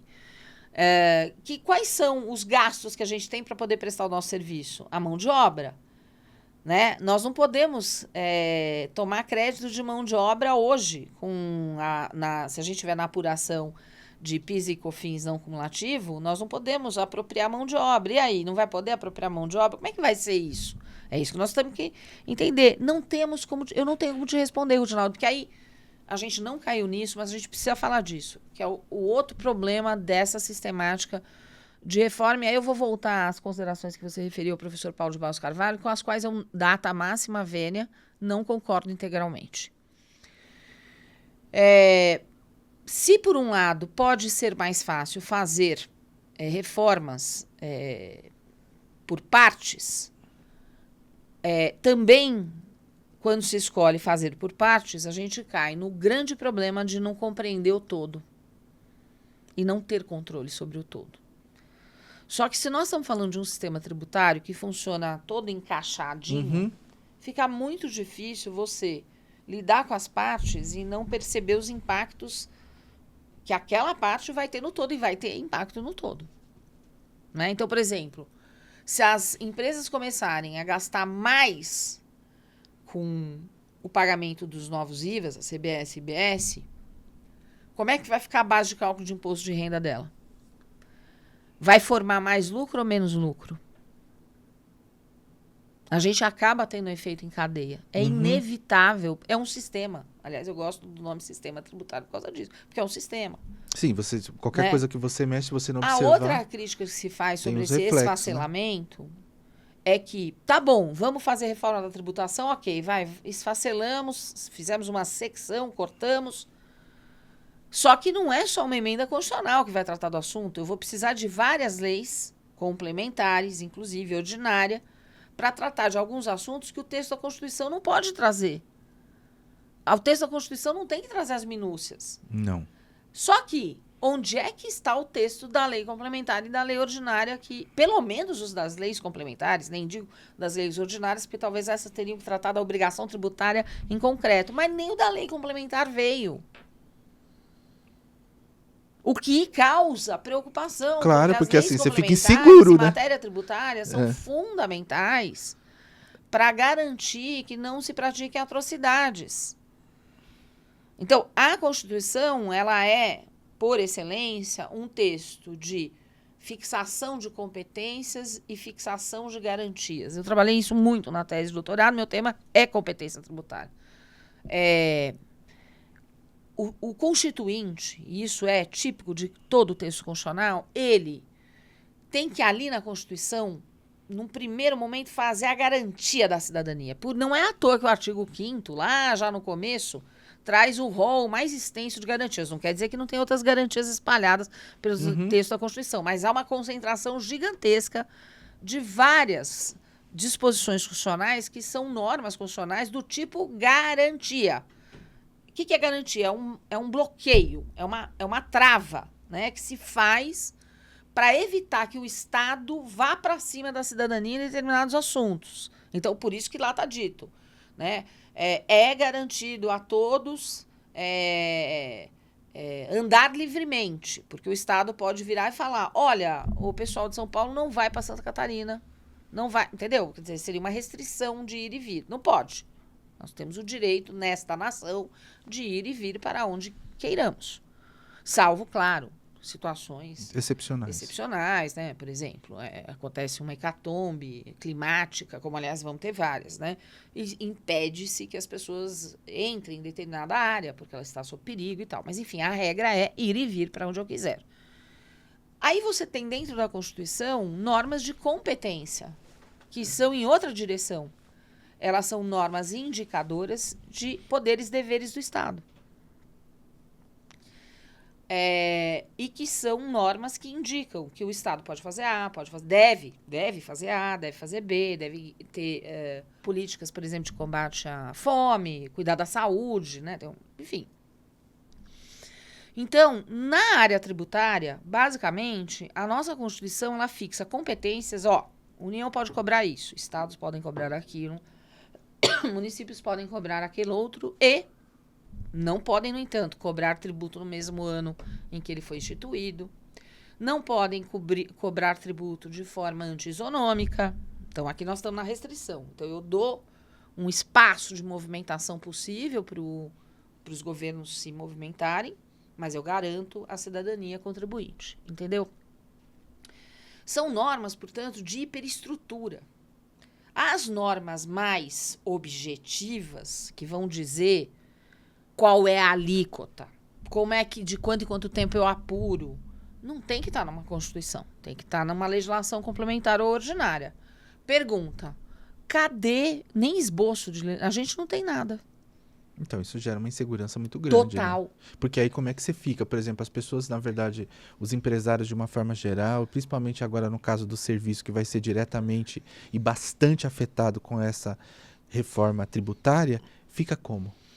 Você vai investir de que jeito? Esse é o problema. A gente vai ter, espera-se, né, nos estudos aí que alguns fizeram, são estimativas, que a economia brasileira cresça muito, né, após a fase de transição, etc, etc. Mas assim, não dá para saber, né, Rutinaldo, com certeza, se vai por aí ou não, se isso vai dar certo ou não.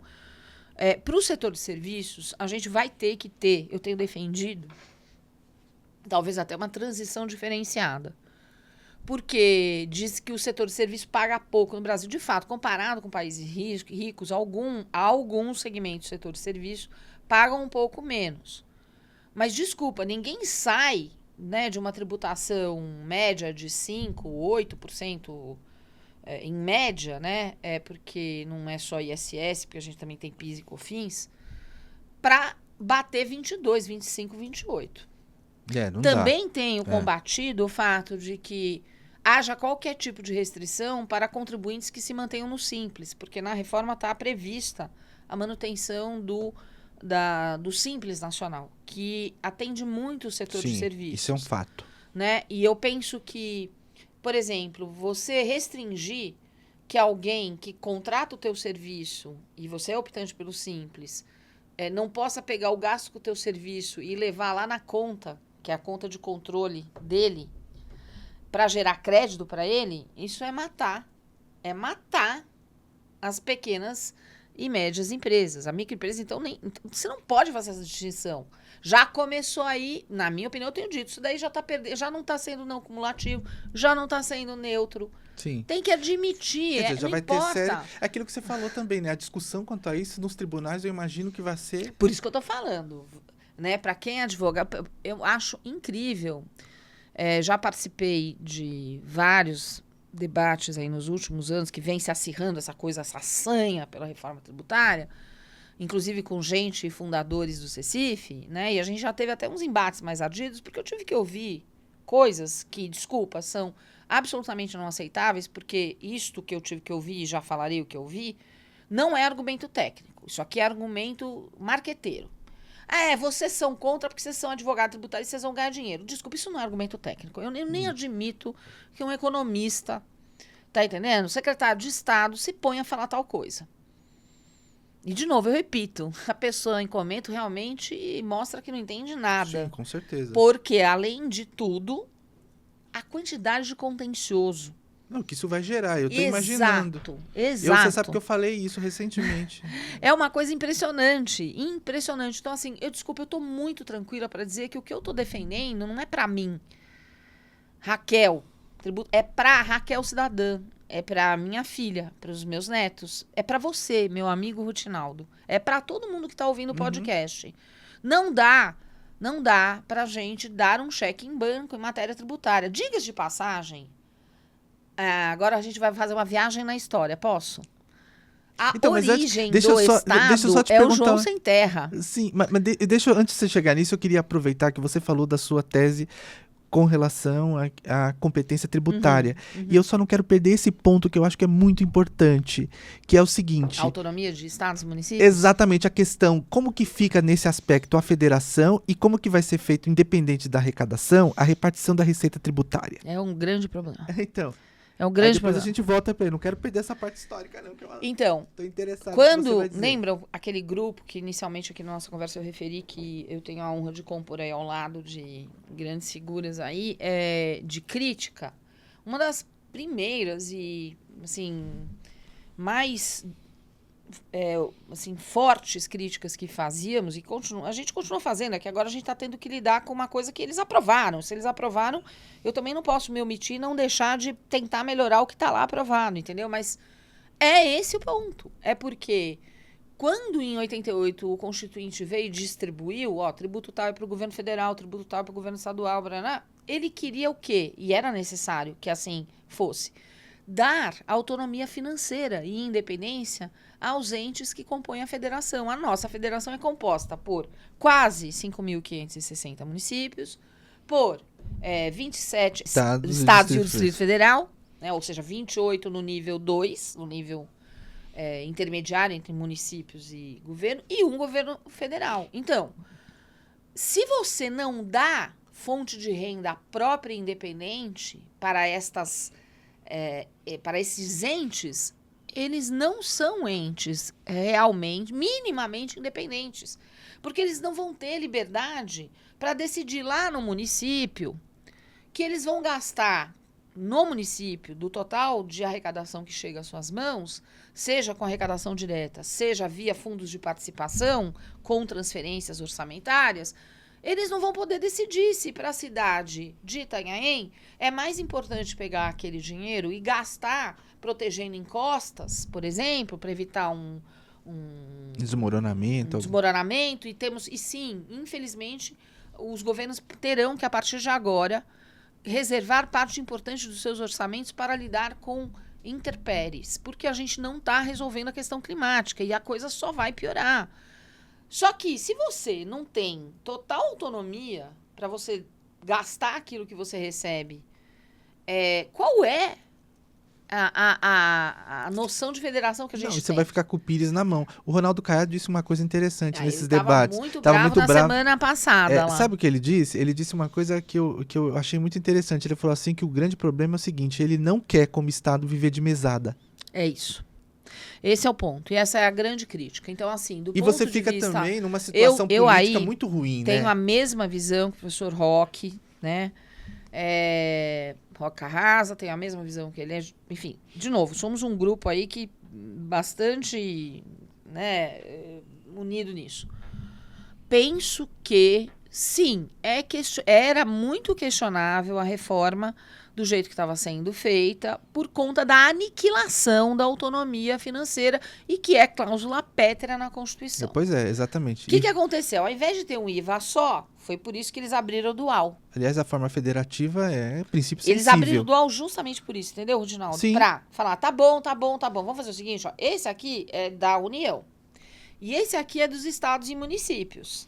Então, a União não vai interferir em vocês. Mas assim, não vai ter interferência dos estados nos 5.500 municípios? Então, pois é. Então, mas é uma celeuma isso. Então, porque aí você fica numa situação... Eu não sei, inclusive, se isso não vai ser judicializado. Então, mas eu acho, porque na verdade essa questão, por exemplo, que você falou, quer dizer, como que eu posso dizer que eu tenho? Porque o nosso modelo de federação, ele vem justamente em função daquilo que dentro da teoria constitucional, não é? Você identifica que esse modelo é o melhor, sobretudo naqueles estados que têm uma extensão grande, como é o caso do Brasil. Então, sim, assim, esse seria o modelo, né? Exatamente. Coisas tá? completamente Mas é um estado que acontecendo. se diz federação, mas que, na realidade, dentro do que se propõe, o que ele vai virar? Unitário. Sem dúvida. Por quê? Né? Por que ele vai virar unitário? Porque se você não tem possibilidade de fazer nada porque você não tem, você tem que ficar com o pires na Sem mão. dúvida. Agora, você imagina do ponto de vista político, considerando a realidade do que se pratica na política brasileira, como é que ficarão, por exemplo, prefeitos, né, que de repente têm uma situação política de divergência com o governo do Estado? Não tenho dúvida. Então, Essa não é dá. a nossa preocupação, entendeu? Eu acho que não Ronaldo, pode, isso sempre vai foi. acabar, isso daí é uma preocupação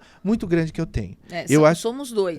Porque somos como é vários, que vai na verdade. ficar, né? Porque como é que vai ficar essa situação? Então, eles estão tentando quebrar isso com a criação Do conselho? Isso, né? De um conselho federativo e tal. Só que, desculpa, não está claro como este conselho vai funcionar. E não só isso, como que ele vai ser composto Exato, para decidir? Né? Aí vai chamar 20 e tantos municípios. Sim, mas com vai resolver? base em que critério? E isso seria o melhor critério, Isso. democraticamente? Seria uma forma efetiva de representação? Para discutir uma questão tão fundamental como Eu a penso que estrutura não. econômica do município Por para garantir isso a autonomia? que eu continuo dizendo. Melhor seria uma solução que tivesse mantido, alocado de maneira independente, autônoma, uma fonte específica de receita não compartilhada. Então vamos fazer o seguinte, a receita de consumo, não dá para ficar cobrando tantos impostos de consumo. Tá bom. Então vamos deslocar algumas coisas para a União, vamos deslocar para estados e outras para municípios, né? E vamos tentar ajeitar assim, mas sem que tivesse que ter esses conselhos. Até porque eu falei isso também no Congresso de Direito Tributário, que teve a coisa de um mês mais ou menos. Eu tenho arrepios de ler este conselho que está lá previsto na PEC, porque, para mim, ele é o embrião do CONFAS 2. Então, mas Sabe o CONFAS Sim. 2 que eu tanto critiquei, que desfigurou o ICMS? Porque, gente, é um jogo de política. Mas é claro, e como é que vai ser? Quem vão ser esses E iluminados detalhe, um que jogo vão de estar lá política decidindo tudo? partidária. Porque se fosse uma política cidadã... Porque, veja, as pessoas... eu não quero, de jeito nenhum, colaborar com uma linha aí que vem crescendo na sociedade brasileira, que execra a política. Ai, detesto política. Não pode ser assim. Política a gente faz no café... As pessoas têm uma má compreensão entre fazer política e ser de um partido político. São coisas completamente diferentes, ok? Fazer política eu fiz hoje no café da manhã, quando eu fui negociar. Quem que ia fazer o ovo mexido, quem que não. Você faz você, fechamos o consenso ou não fechamos? Estamos fazendo política. A política é a arte da argumentação, né, da dialogia, do diálogo, né, para debater questões, das mais simples às mais complexas, que vão povoando os nossos dias e as nossas semanas. Eu sou uma pessoa política, eu faço política o tempo inteiro. Eu faço política, acho que até sonhando, se bobear.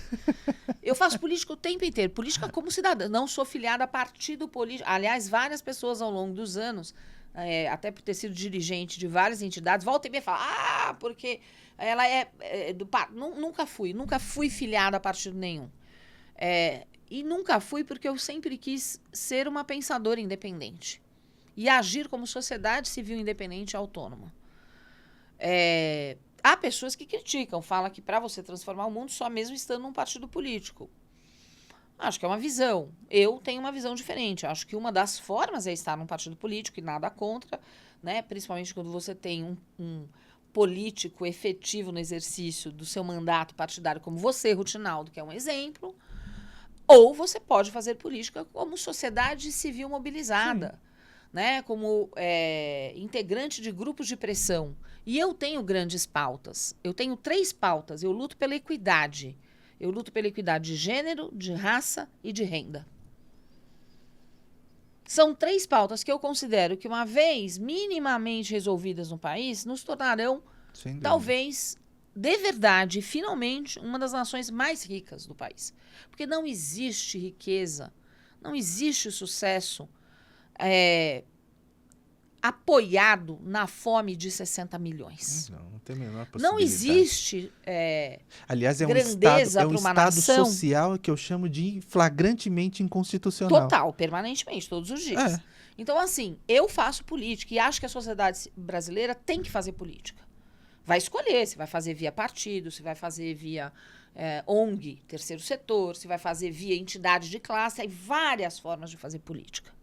Refiro, por exemplo, a paridade de gênero que a gente conquistou no sistema OAB, eu estive na linha de frente, e que agora, ninguém está notando isso, mas ela provocou um clique para se discutir hoje no CNJ, como começou essa semana, a paridade de gênero na promoção das carreiras judiciais. Então, assim, desculpa, fazemos e devemos fazer política todos os dias. Eu escolhi fazer desse jeito, até porque eu também tenho uma vida acadêmica que eu insisto em manter, e eu tenho mais liberdade de criticar A ou B ou C, entendeu? Então, assim, há escolhas. Sim. E todas elas são válidas e merecem respeito, né?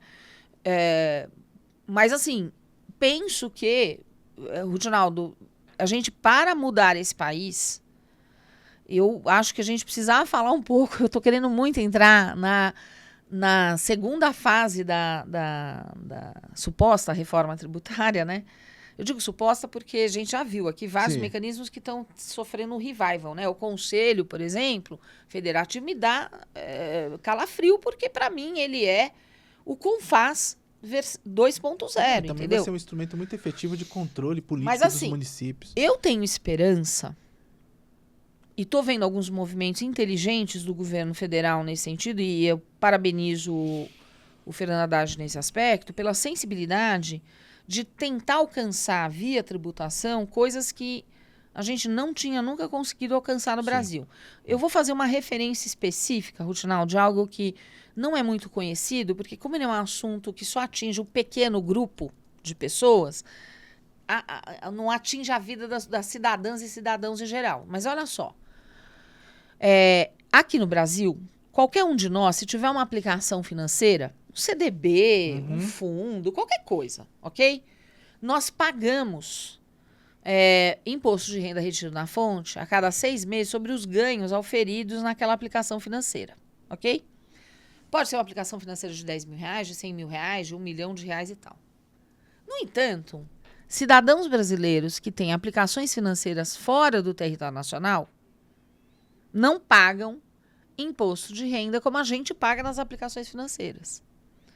Quem são as pessoas que têm aplicações financeiras no exterior? São pessoas realmente com um padrão de vida mais alto. E olha, eu não tenho nenhum ranço. Eu queria mais que tivéssemos não poucas pessoas ricas. Eu queria ter muitas pessoas ricas no Brasil.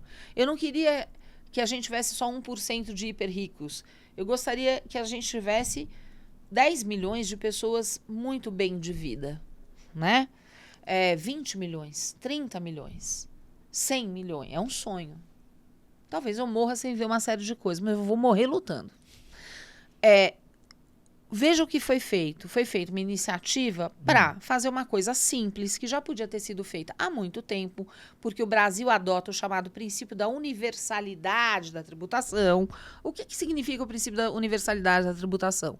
Significa que alguém que tem domicílio fiscal no Brasil, né, uma cidadã brasileira, um cidadão brasileiro ou um estrangeiro que vive aqui, nós temos vários estrangeiros que vivem aqui, tem seu domicílio fiscal aqui, ao terem qualquer ganho fora do Brasil, né, dentro do Brasil ou fora do Brasil, tem que declarar nas suas declarações de imposto de renda esses ganhos, na nossa declaração, que anualmente a gente faz, e ofertar a tributação. É o mesmo princípio que os Estados Unidos adotam. Mesmo princípio. Aliás, a grande maioria das nações desenvolvidas adota o chamado princípio da universalidade.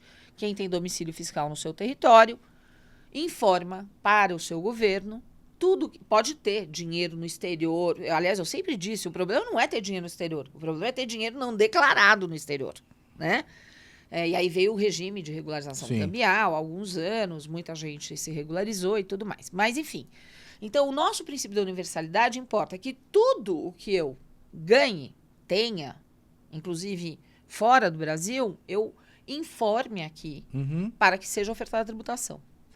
Ora, pessoas com aplicações financeiras no exterior não estavam pagando o imposto de renda retido na fonte, porque como a tributação de investimentos é feita via fonte, lógico, se a pessoa tem num banco no exterior, sei lá eu aonde, não vai poder fazer retenção de fonte, porque o governo brasileiro não tem territorialidade suficiente para estender os seus braços lá e trazer aquela tributação.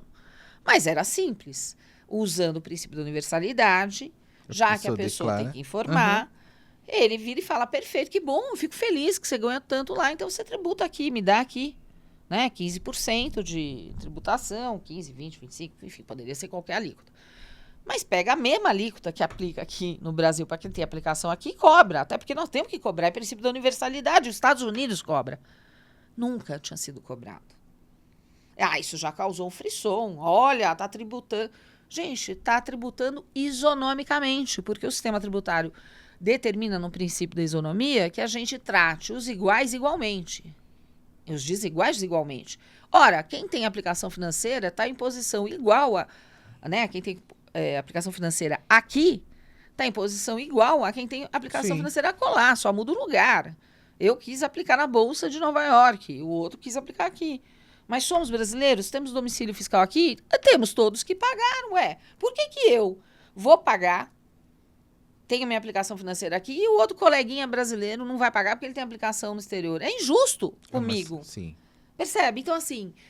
É uma correção inteligente de uma defasagem estrutural que é muito bacana. A gente, nós especialistas, já falávamos isso, não fazia sentido determinadas coisas. Sim. Né? Mas, se a gente quiser falar de reestruturação socioeconômica, nós não podemos continuar sendo o segundo no ranking mundial de concentração de renda. Lamento, não dá. Nós não podemos ser o vice do Catar. Não dá. Não dá. Vergonha total. Sim.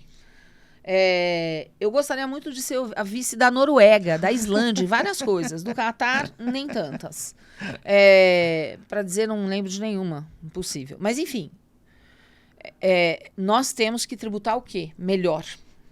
Nós temos que tributar renda, ganho de renda, Sim, principalmente os ganhos grandes de renda. Sim. Né? Temos que tributar concentração de patrimônio, temos que tributar heranças melhores. Isso daí já está dando maior, tem né? gente Você falou em enlouquecida. imposto sobre grandes fortunas, né? Eu tecnicamente não gosto do imposto de grandes fortunas e estou bem acompanhada nesse não gostar, porque ele tecnicamente é ruim.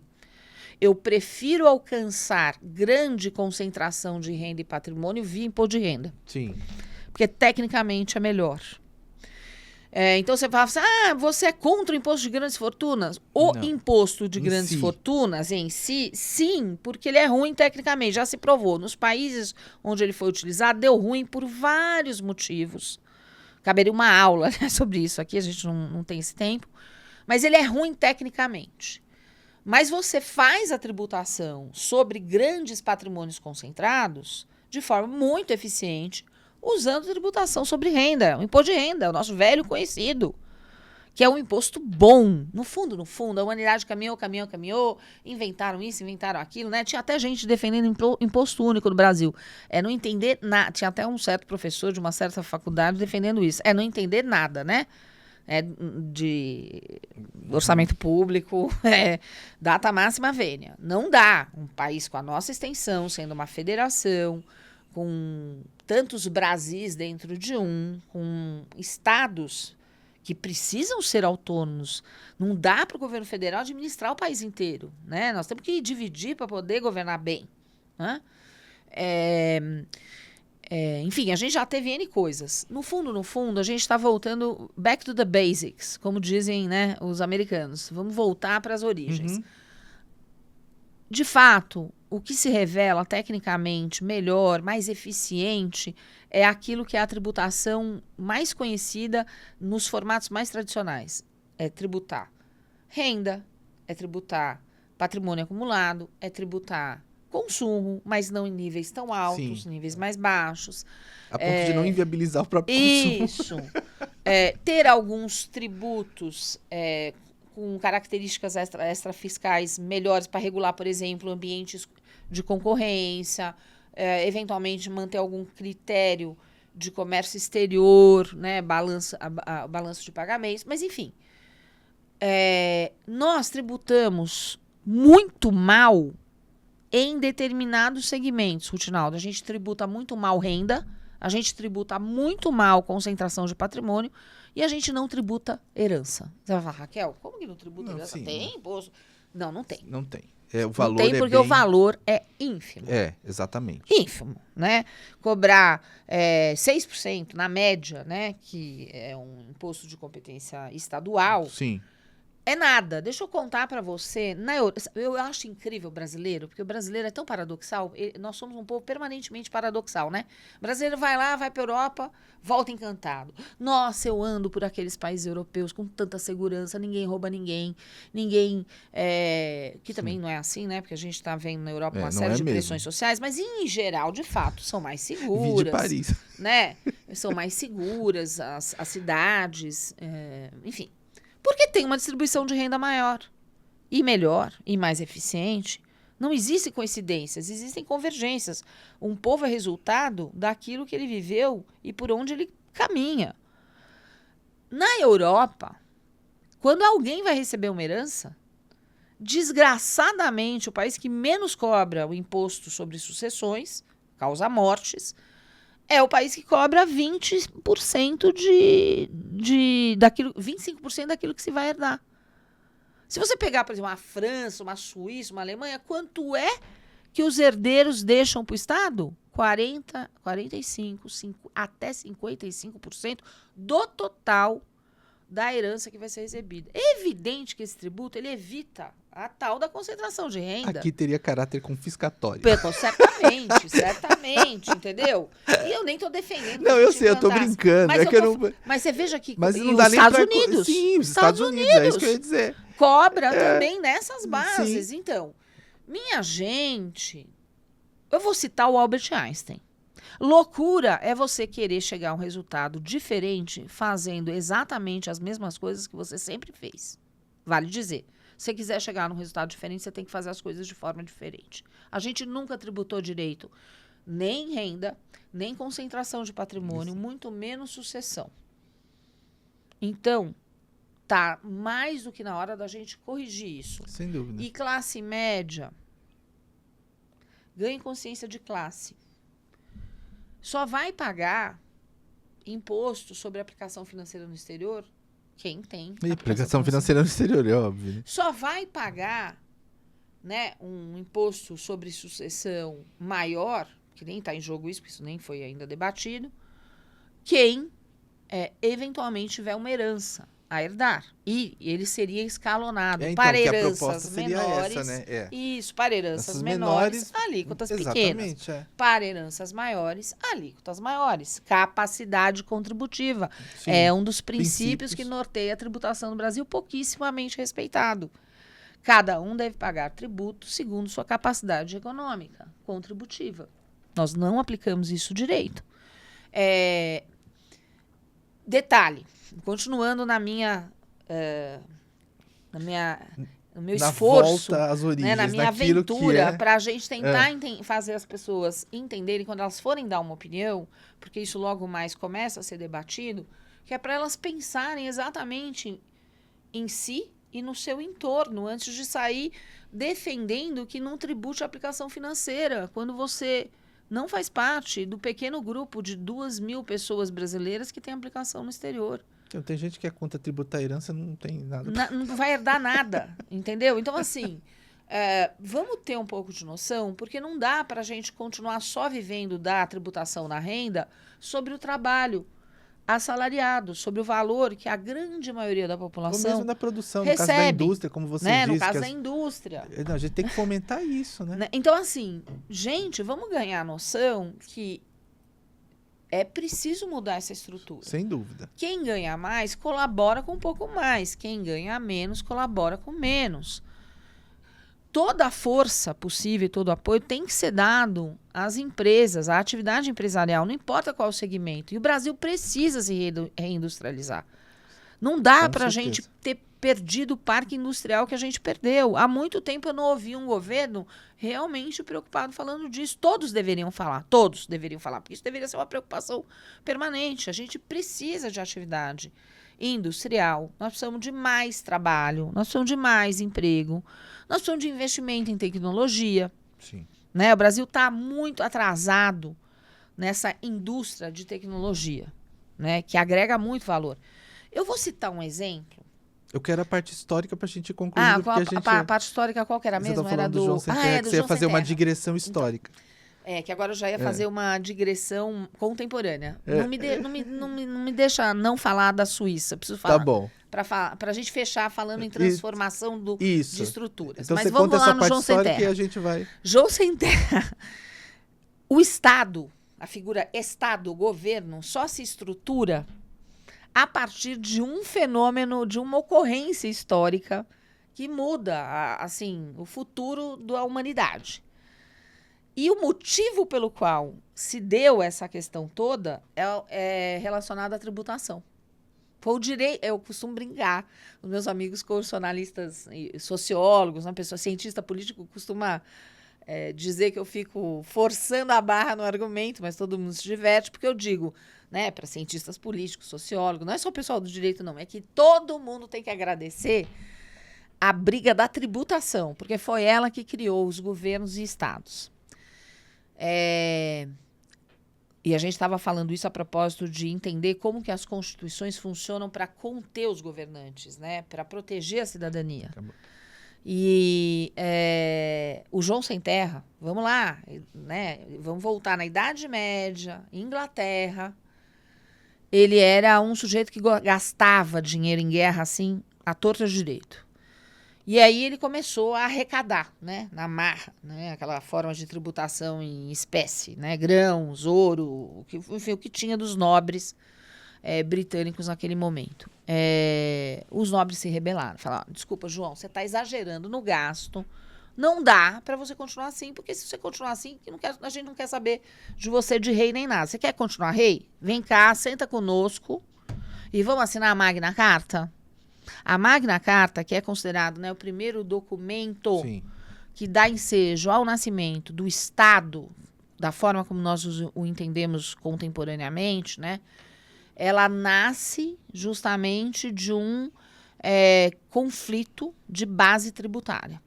João Sem Terra expropriava excessivamente as riquezas acumuladas pelos nobres e eles sentaram para combinar uma contenção nos poderes do Estado, que eram, naquele momento, poderes efetivamente de natureza tributária. Ele estava arrecadando coisas. Então, eu estava fazendo aquela digressão naquele momento, que era justamente para mostrar como que é importante o texto constitucional para fixar a competência da União Federal, dos estados, dos municípios, mas como isso precisa realmente ser combinado e precisa ser respeitado, sob pena de um aniquilar o outro. Sem dúvida. Né, num sistema de pesos e contrapesos.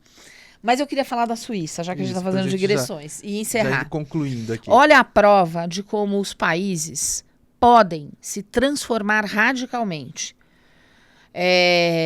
A Suíça, até coisa de, basicamente, 30 anos, ela vivia de serviços financeiros, por conta do sigilo bancário dos bancos suíços. Famosos no mundo. Né? A grande receita, as grandes receitas auferidas pelo governo suíço, pela própria sociedade, as atividades mais exploradas eram atividades bancárias e as atividades financeiras complementares às atividades de bancos.